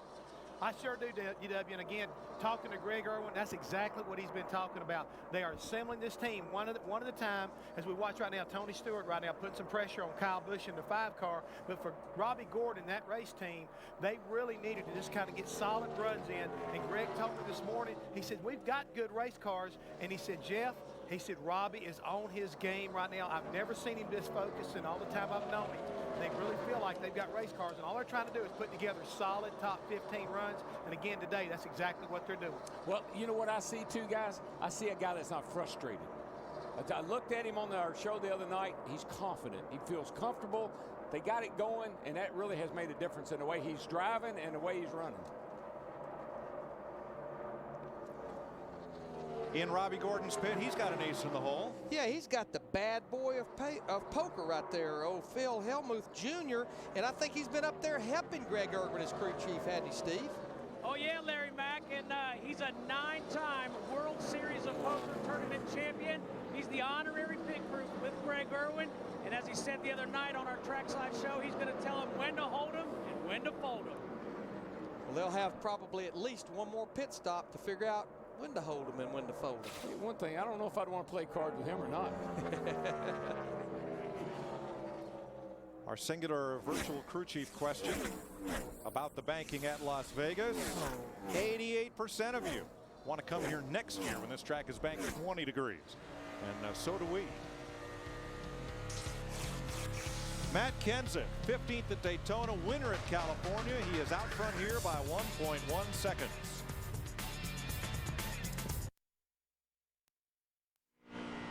Clear.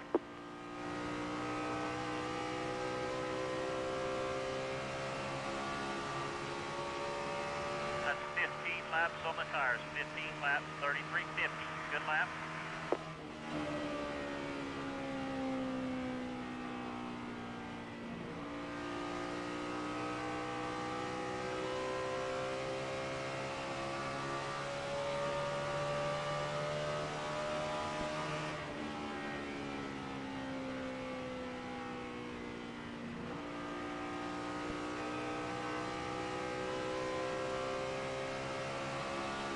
seems like the track's just loosening up. 10-4, 33.50, good lap.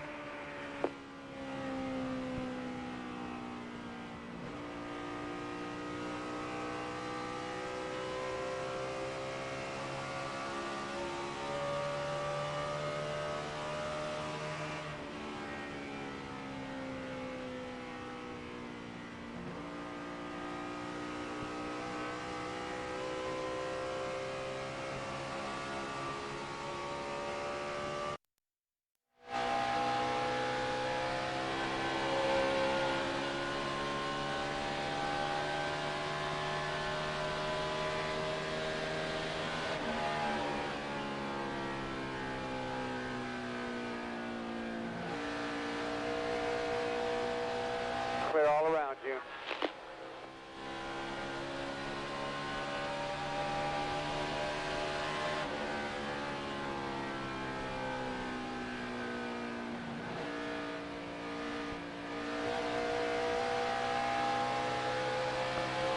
Outside you, outside.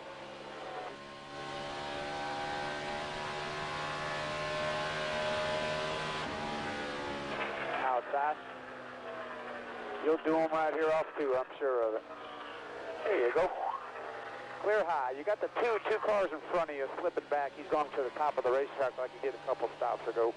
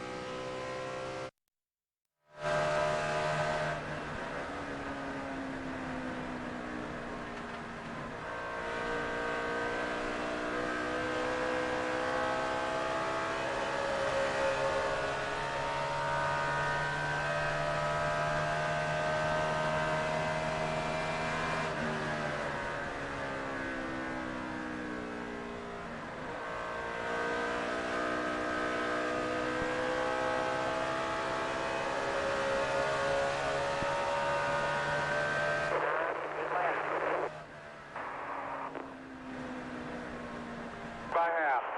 Looking low. Inside. Up. Up.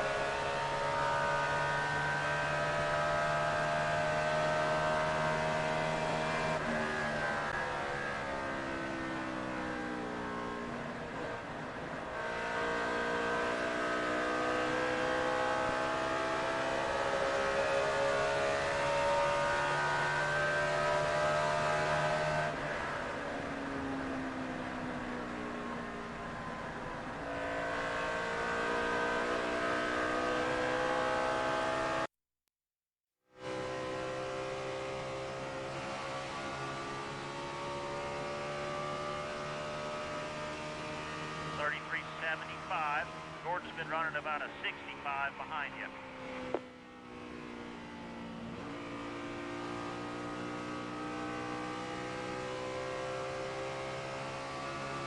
You're running the 31 and 29 down a tenth of a lap.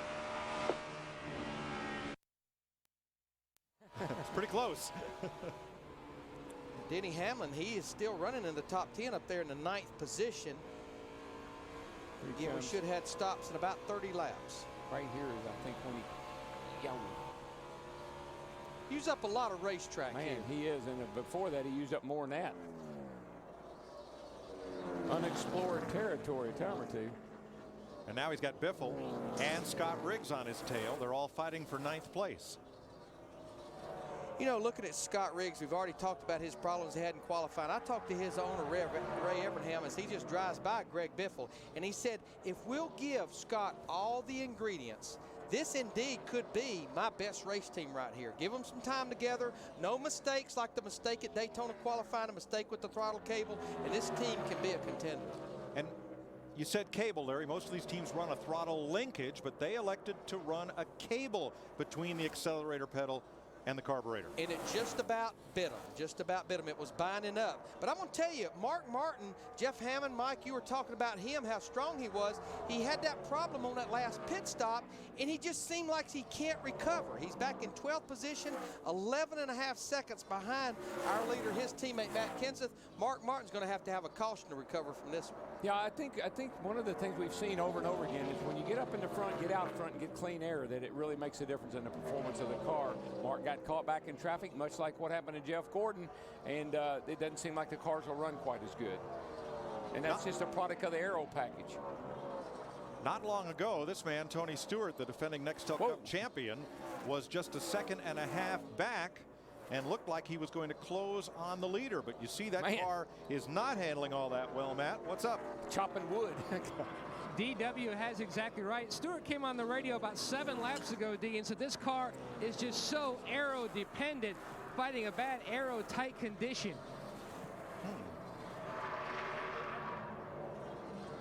Now ahead of Stewart, Jimmy Johnson is 3 seconds off the lead. It's Matt Kenseth, Kyle Busch, and then Jimmy Johnson. Dick Berggren is in Johnson's pit. And Darian Grubbs is acting crew chief. Darian, you guys have adjusted the car all day. Is it now adjusted well enough to win this race? I think so. I mean, the Lowe's Monte Carlo has been awesome all day. Jimmy's really worked with it. He's got good feedback. We've tried a whole lot of stuff today. The 17 is really strong, and so is their teammate in the 5 car. We know what the 5 car is doing. We know what we're doing. We're going to try to get up front. All right, good luck to you. Thank you. Crew Chief Chad Knaus in the midst of a 4-race suspension. He'll be back at Bristol. Darian Grubb up on the pit box. He has guided Johnson to victory at Daytona and the point lead. Second place at Fontana 2 weeks ago, working on another top 5. Very confident young man. I like the way he looks at everything. And not that many years ago, he was a mechanic at a Volvo truck dealership. Sent his resume in, and Petty Enterprises picked up on it, hired him. 3 years ago, he went to work at Hendrick Motorsports.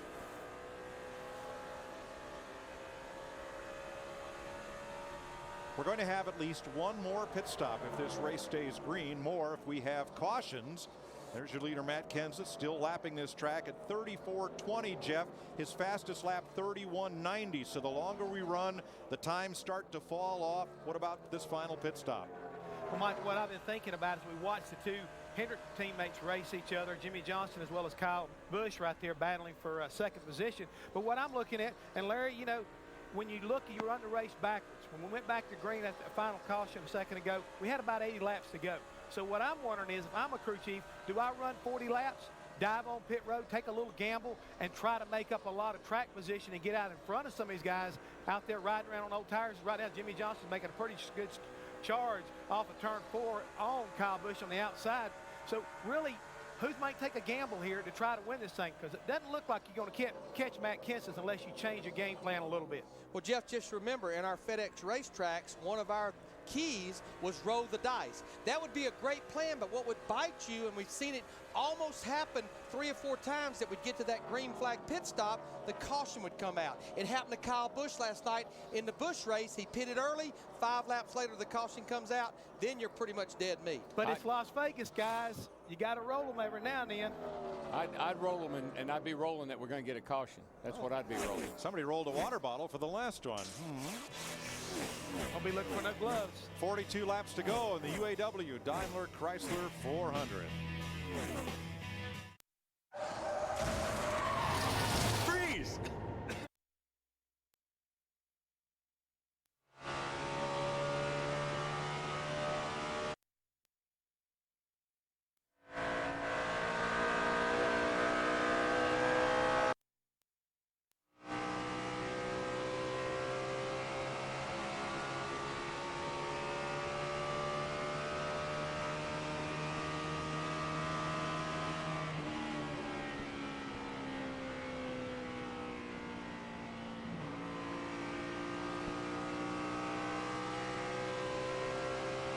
34 flat. We got a cloud again.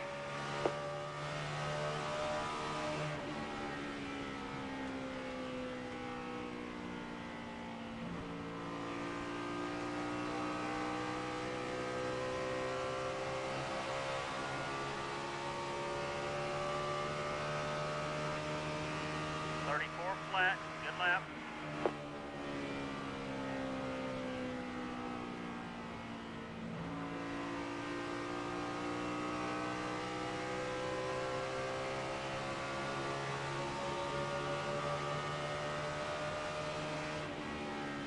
Clear.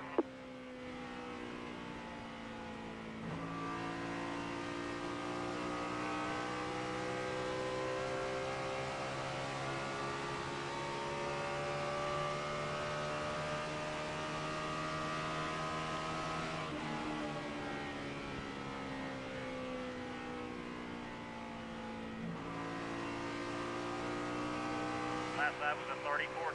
20's in front of you and behind you.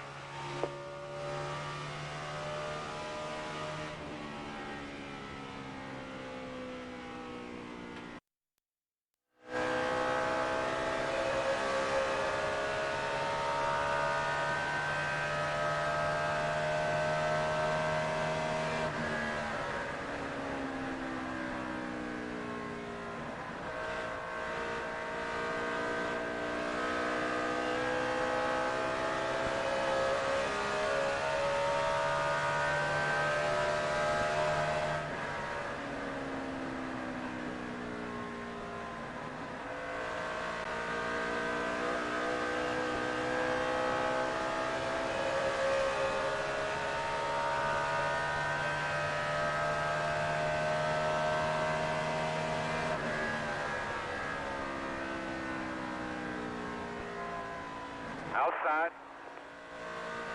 Clear.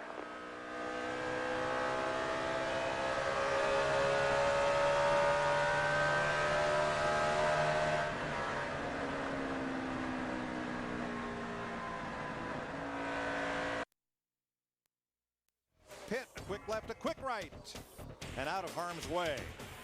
Allstate, official insurance partner of NASCAR.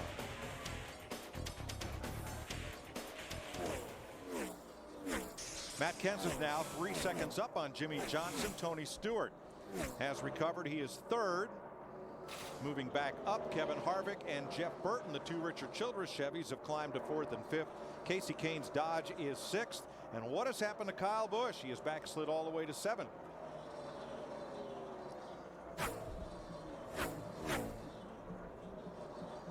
I think he's definitely ready for this pit stop to come up with some major adjustments, which could be their final time to adjust on that race car. I think what happened to Tony Stewart, or to Kyle Busch, was he and Tony Stewart had a heated battle there for a little while, and I think it really took both of them out of their rhythm for a while. Tony got it back, but I don't think Kyle ever did. And now Busch getting passed by his teammate Jeff Gordon in the DuPont Nicorette Chevy. Let's show you that little dust up. Oh, yeah. And as caution comes on the speedway, you'll see Tony out the driver's window. He had to get back hold of the steering wheel for a second. Then when he got on the straightaway, he was able to finish it off. Not happy with Kyle Busch. First of all, though, the caution is out. And again, it is for debris at lap 234. This will be the 6th caution flag of the day. Steve. Well, Mike, earlier in this race, Larry Mack talked about the big brother chat that Kurt Busch had with younger brother Kyle, and maybe it's working because he's talking about his race car. He said, I'm still tight in the center and loose off, but I will tell you that Tony Stewart pressuring me was making me overdrive the race car. Got a piece of debris in turn 2, Steve, that has put us under this caution. The 6th time, it's the 3rd one for debris. Well, we're not going to have that green flag stop. We've got 34 laps to go. And this pit stop coming up, this could be the difference between winning and losing this race. We saw Mark Martin's group have the problem last time with the left front. This could be the most important stop of the day. They're all hitting pit road, 4 tires, fuel, and adjustments. It's going to be a critical stop.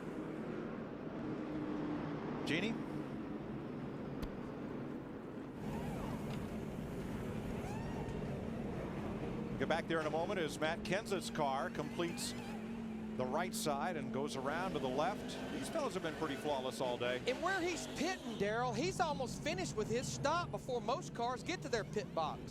Dick? Jimmy Johnson has slid into his pits box. He has done a beautiful job of parking this car. The crew hasn't had to chase it at all. Another nice pit stop. Matty. Ira Joe Hussey just hit the Lutz and he's away. Steve? Al Busch on pit road, Mike. He said we need to go back the other way, so they're going to drop the track bar a little bit to help get his race car back in contention. I'm going to tell you what, boys, we've been talking about them all day. Certainly Matt Kenseth, Robbie Reiser, that group gets the job done, but I'm going to tell you, it looks like the real winner was basically that 5 car. Remember, he fell back to 8th. He's up to 4th. You see Kurt Busch, the 2, big gains, but look at there. The 5 car, 4 positions, but the 29 car, I know it's only 2 positions, but he's up in the top 5 now, Kevin Harvick.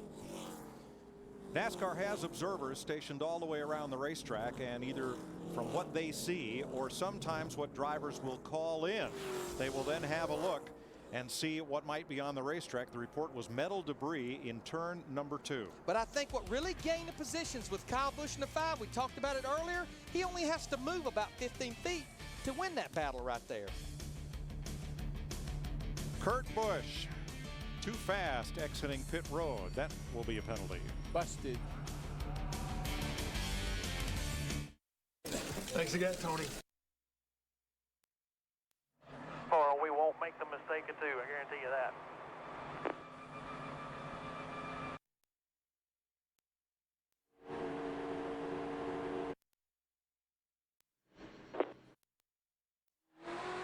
Clear all the way, 4,300.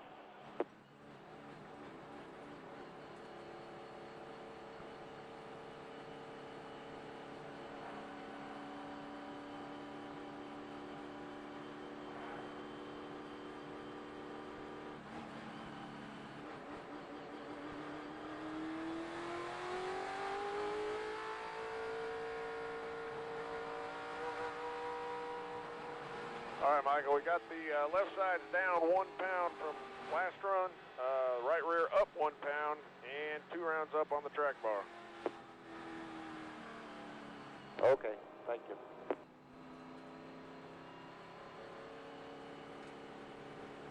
Four is coming outside. 1 to go at the line.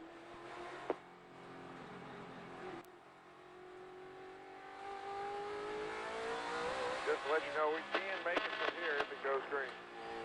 No problem.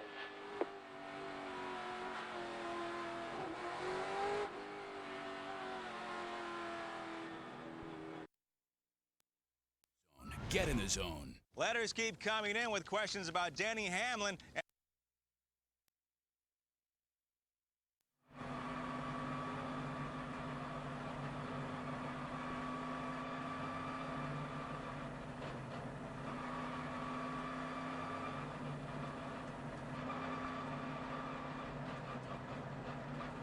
All right, lap cars are on their way.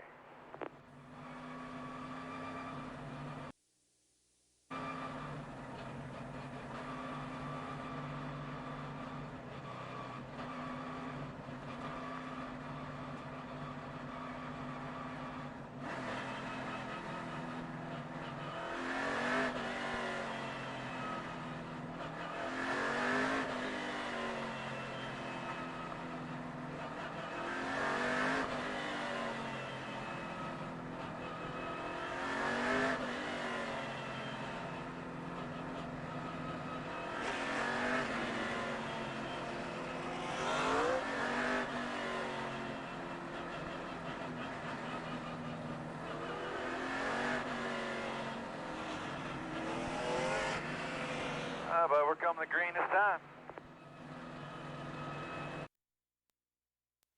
NASCAR Nextel Cup Racing on Fox is sponsored by Team Chevy and the 303.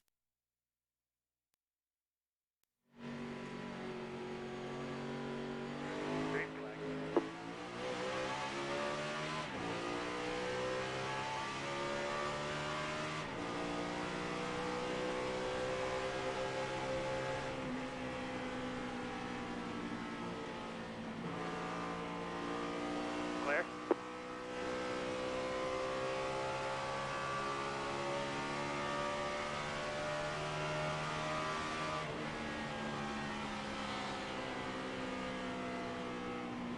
slow down there at your corner. Clear.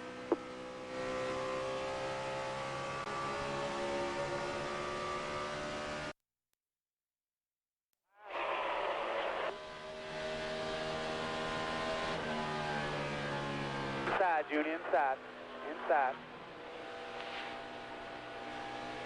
Clear all around. Clear all around.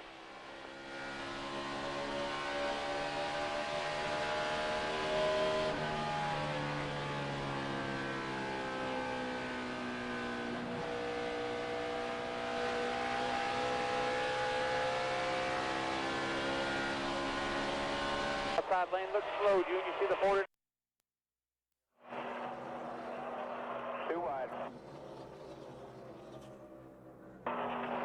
There you go. Too wide with the 20. Pulling them and clear. Kyle Busch got a good run off turn 2. Had to. Can you please get on NASCAR for me? The son of a trying to kill me. Go ahead, let's settle in here. And that's the best advice they can give Kyle Busch right now. Put it behind you, settle down. You got a good race car. Now what's happened to Harvick? He was right there battling with these two, and now he's dropped back behind Casey Kane, Jeff Gordon, and the 31 of Burton. He's getting away from those guys. He'd seen enough. Matt. Mike, remember a couple of weeks ago, Tony Stewart and Kyle Busch sat down and had a long conversation, and Kyle Busch felt like he really learned a lot from a veteran. When all this incident started taking place on the track, Stewart said, well, I guess you forgot a lot about our conversation, a lot of it which was don't overdrive your race car. He felt like, he said, the shrub was holding it up and making me mad. And when Greg Zipadelli, his crew chief, said, don't let it bother you, he goes, no, that's an advantage for me sometimes. Let's show you the restart. There had been a bit of bump and tussle between these two previous. Good jump by Busch. Got a good start there. Jumped out to the outside, which is easy to do on a track like this, big wide front straightaway. Here comes Stewart to the outside.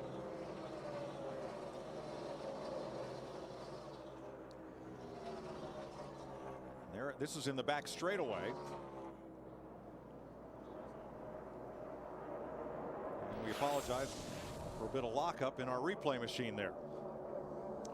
Kyle Busch in the 5, he finally clears the lap car of Dave Blaney in the 22 car. And I think if he can get out in clean air, he's got a pretty good race car right now. Yeah, I think he does too, Larry. He's a little quicker than Tony is. What we were going to show you was the bump in the back straightaway. And it freezes there. But Darrell, that's just a driver just expressing a little displeasure right there. Just, hello, I'm here. It's all right to give a little tap on the straightaway, as long as you only do it once. Wouldn't want to continue to do that. I'll tell you what, while all this has been going on right now, as we've got 23 laps to go, Matt Kenseth in the 17's pulled out to almost a second half lead over Jimmy Johnson in the 48. Yeah, Kenseth is loving all these guys back in there banging around on each other. He's just on cruise. Jeff Burton, don't forget, has 2 wins here. They came while he was driving the 99 for Jack Roush as he battles the Jeff Gordon car. 5 seconds off the lead. Still there. Fighting for 6th. Exactly about 5 1/4 seconds behind our leader, Matt Kenseth. Still there, right on your quarter. Still there. The old DuPont Chevrolet is keeping him pinned down to the inside, not giving him any momentum up off the corner. You can have your picture taken with Jeff Gordon at Madame Tussauds Interactive Wax Museum here in Vegas. He's the 2nd racer to be so honored.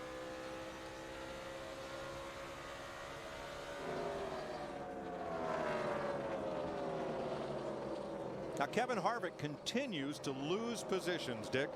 Yeah, he does, Mike. He's just lost another spot, this time to Mark Martin. Harvick now in 10th position. And the problem, he just came on the radio and said plowing, plowing, plowing. That means the car is pushing, and it's going to be tough for him to do much today with that. Same thing happened to him last night. He was sitting up there leading the race, had a caution, late in the race, all of a sudden that's what he was hollering in. Can't turn, car won't turn. He started 29th today. Harvick hasn't had a top 5 since Richmond last May. But I think one reason, just look right here, just a little over 100 laps ago, the track temperature was 81 degrees. It has dropped almost 20 degrees, and Jeannie turn 1 and 2 in the front stretch is completely in shade, which means these cars are probably going to lose front grip. Yes, I think that's why when I was hanging out in the 17 pit, just enjoying the race, a couple of crew members came over and tried to convince me to shift my location and lean on the stack of tires that was waiting to be put on the 17 car. Just kind of warm them up a little bit. That has been the topic of conversation, how the temperature on the track just keeps changing. The 9 car of Casey Kane saying we need the sun to come out again because this big cloud moves over. It is just killing us. We talked about it at the top of the show. Ever-changing track conditions, keeping up with it, especially on this final stop. Matt Kenseth trying to go 2 for 2 and get his 3rd win here in Las Vegas and celebrate his birthday weekend. And downtown, stacks of wax. There's Jeff Gordon. Pretty good likeness.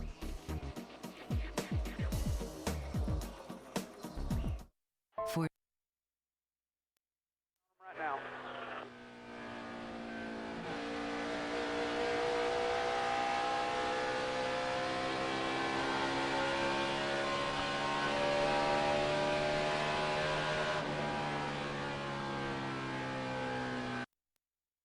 One is struggling a little up top ahead.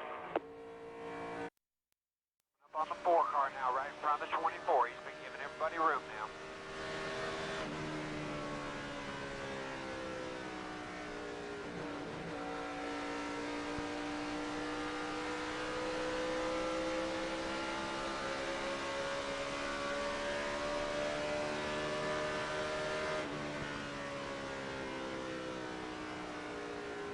Clear.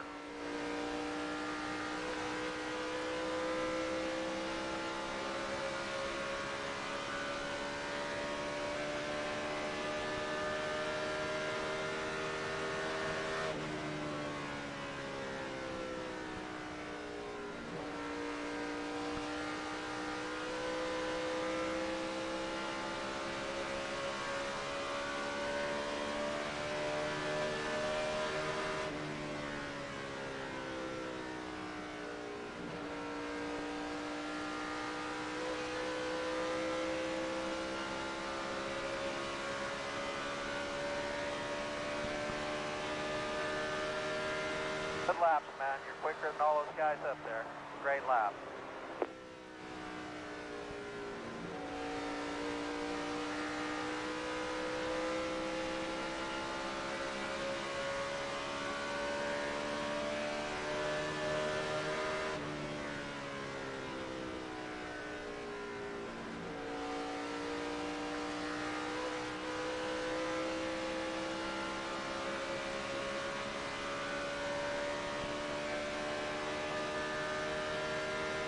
Five.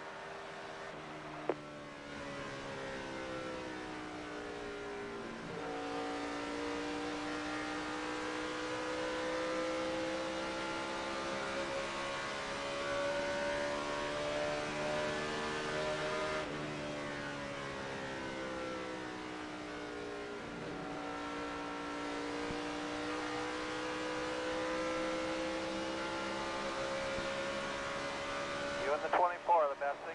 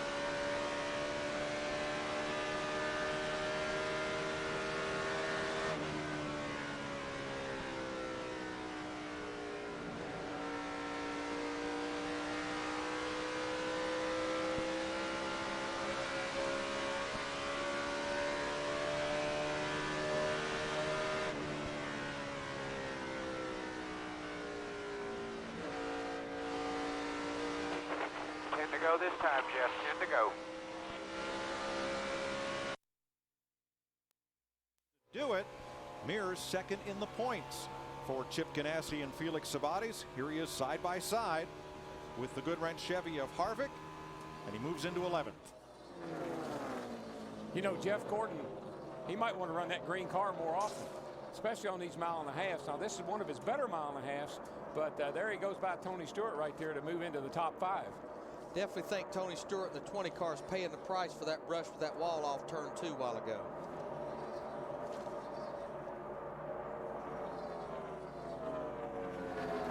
Jeff Burton is looming here, lurking right along behind him.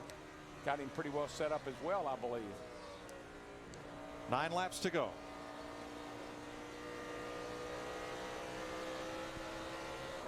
Sterling Marlin, past winner here. Slow in the back straightaway, the Nellis straightaway, honoring the Air Force What do you base. got? No oil pressure, no motor. I got coasted now. Pretty much. Make sure you coast all of them. Says his day is done as far as the engine. Sterling was still on the lead lap. We still have 30 cars on the lead lap, and you see Jeff Burton in the 31 going by Tony Stewart in the 20. That's a battle for 6. The biggest thing Tony Stewart's looking for right now is that checkered flag to end this thing. Yeah, with his DNF last week and 2 weeks ago in Fontana and then falling back today, it's not doing himself any favors in the points. Got Mark Martin coming up on him now. And we may have a race for the lead here before long.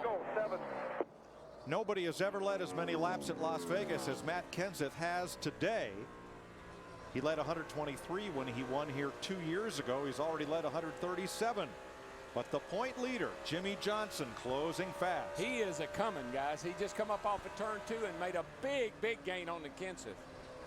And it looks like Matt Kenseth in the 17, he will catch one more lap car before this thing's over. 6 laps to go this time. Jimmy's car is so good center off. He's really, looks like the 17's tightened up a little bit and the 48 is just right. Matt Kenseth, a big leader. Can he seal the deal to win his 2nd race in a row? Jimmy Johnson in the last 15 laps has cut the difference in half, down to about 3/4 of a second. Mark Martin moves up. Tony Stewart falls to 8th. And now Matt Kenseth has cleared that lap car, so he has pretty clean racetrack in front of him. But that 48, like you said, he's getting off the corner so good right now. 5 to go. But what a difference a year makes for Matt Kenseth. Last year, his first 3 races were finishes of 42nd at Daytona, 26th at California, and he got his first top 10 here, finishing 8th. This year, 15th at the beach, a win in California, and he's out front now with 5 to go. Yeah, and it's about a 10th a lap right now. Don't look back. I mean, I think that it's going to be a real drag race to the finish line here on the last lap. It's shaping up as one of those kind of Atlanta finishes where you got this big wide front straightaway. Which way do you go? Kenseth started 9th today. No Las Vegas winner has ever come from the first 3 rows of the starting grid. Wonder how many winners have come out here with a substitute crew chief and walked off with the victory. Tony Stewart may be wrestling a flat tire, and caution, he is out. The debris coming off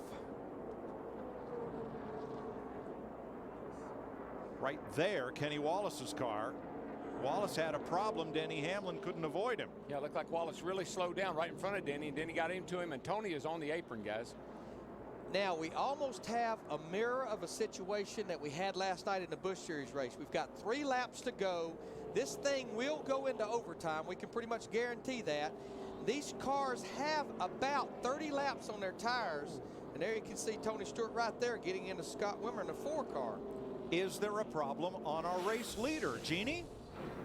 Oh, yeah, this caution could not have come at a worse time. Matt Kenseth in the 17, very upset for what he calls a ridiculous caution. You can understand why. He's having problems with the motor, guys. He's been trying to switch back and forth or decide whether that's what they need to do. He said that's where he's going to have to go. He's going to have to flip back to the reserve motor. It's not looking good. He said, quote, "We're done." Well, remember, Kenny Schrader, he runs the Roush Racing engine. He had problems earlier in the race. Greg Biffle in the 16 had the engine problems at Fontana.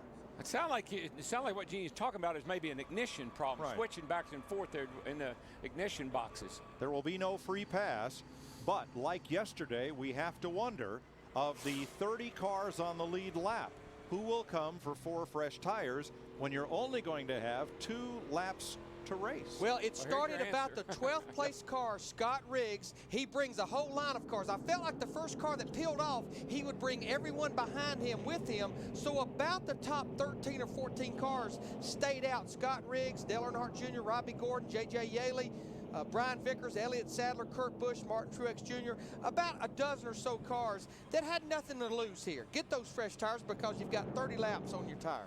I believe the way the 48 was closing over there. 4 tires. And now that deficit that he was behind has been made up, and they're going to start here with 2 to go.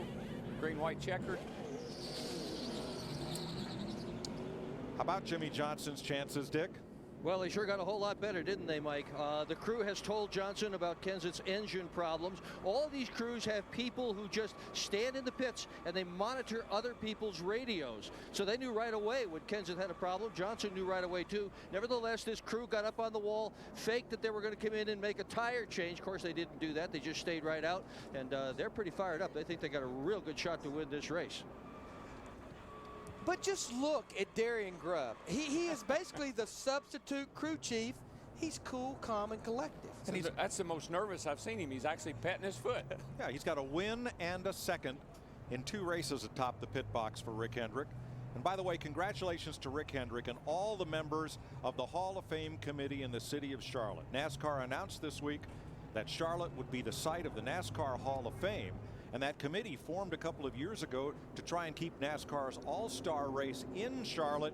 They put together a great economic development package and recognized the sense of the sport's history in Charlotte, where the first race of what's now the NASCAR Cup Series was held in 1949.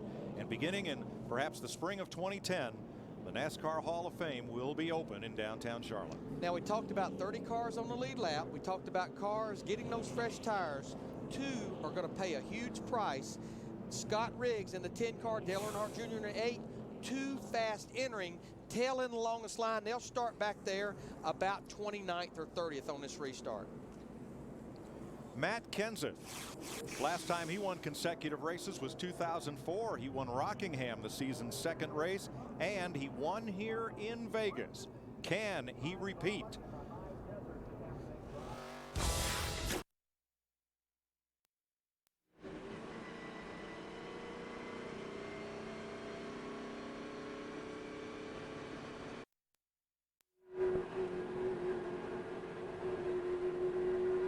Fight for all you can, man. Fight for all you can. You never know, there might be a caution or something. Just get all you can right here. 3 laps.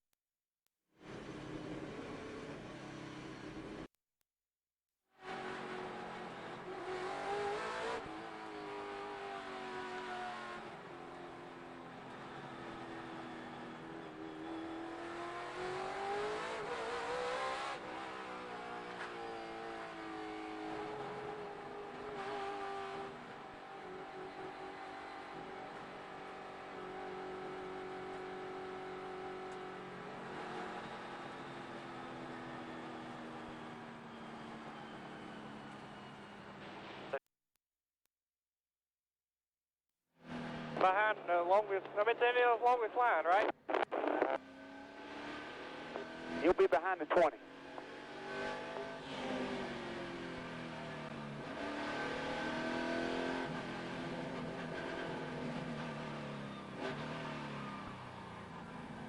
Sorry, to my team. You'll be all right. Just get all you can get right here.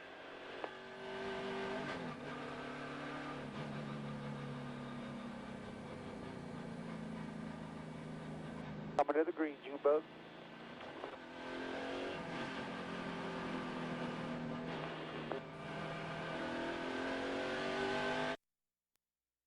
watch the outside because it's so wide down this front straightaway here. If he gives up much room to the outside, look out. That's where Kyle Busch in the 5 has been so strong on the outside of the race. And I imagine he's sitting there thinking that same thing. If I could do this again.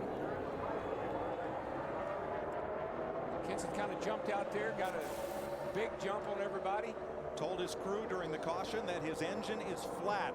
Doesn't feel like it has a lot of power. We'll see right here. Here comes Johnson. Looks like he's been so good off of the corner. That's where he's been closing. Contact turn 2. A car up toward the wall. Misses it. Whoa. Here comes Jimmy. I think he'll follow Matt in here, but he's been so strong coming off the corner. At Kenseth, he's not going to give the bottom up, though. Jimmy Johnson in the 48, he turns it to the bottom, coming to the white flag this time. Clear low, white If you don't give up the bottom, you'll be okay, I think. But Darrell's been turn 2. That's where the streak has been with this 48 car. Kyle Busch poised to take advantage. It's a 3-car race with a mile to go. He's looking outside. You better block him if you're going to hold him off. Got a good run. Kenseth pulls the block, going off into turn 3. Johnson goes to the high side. He's going to try to get that momentum. Jimmy Johnson drag race. won last year like this. Kenseth with the edge. Here comes Johnson. Jimmy's momentum outside. He's got it. He's got it. Johnson 48. Yeah. wins the UAW Daimler Chrysler 400. He led 1 lap. He got that run on the high side through 3 and 4. I like it. I mean, it's an exciting finish. You got to like that.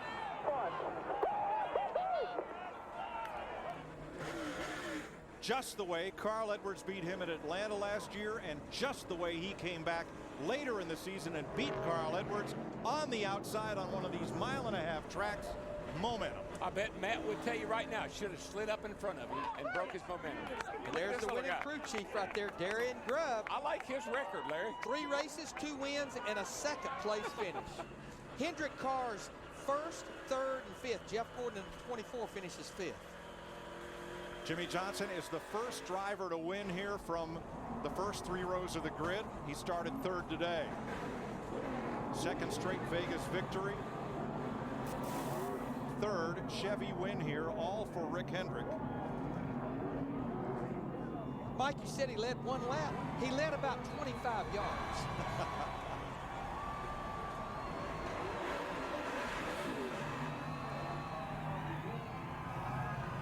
Jimmy Johnson drops the net. He wants the flag. Oh, that's the way to do it. That's old school. Give me the flag. Let me ride around here. Take all those burnouts. I don't care, but I like this.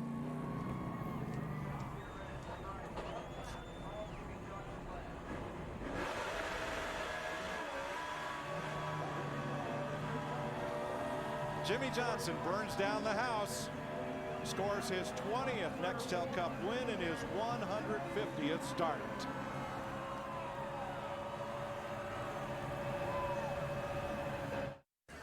Here's to Team Chevy, to Dale Jr. for winning the Chicago.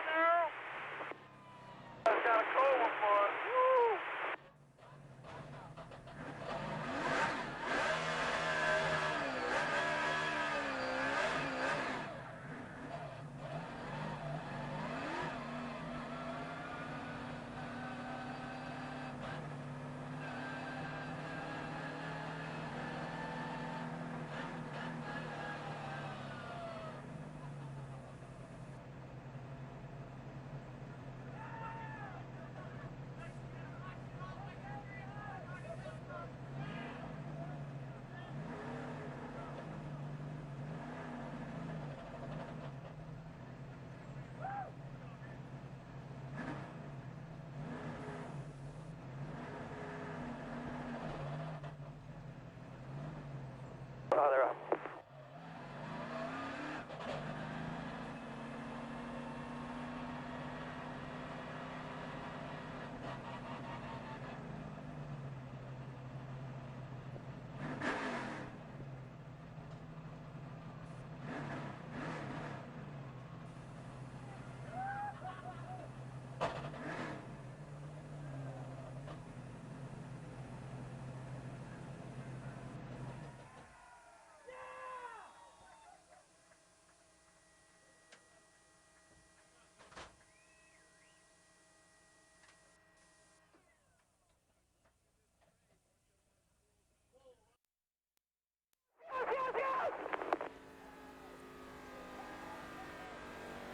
Johnson, you are the man.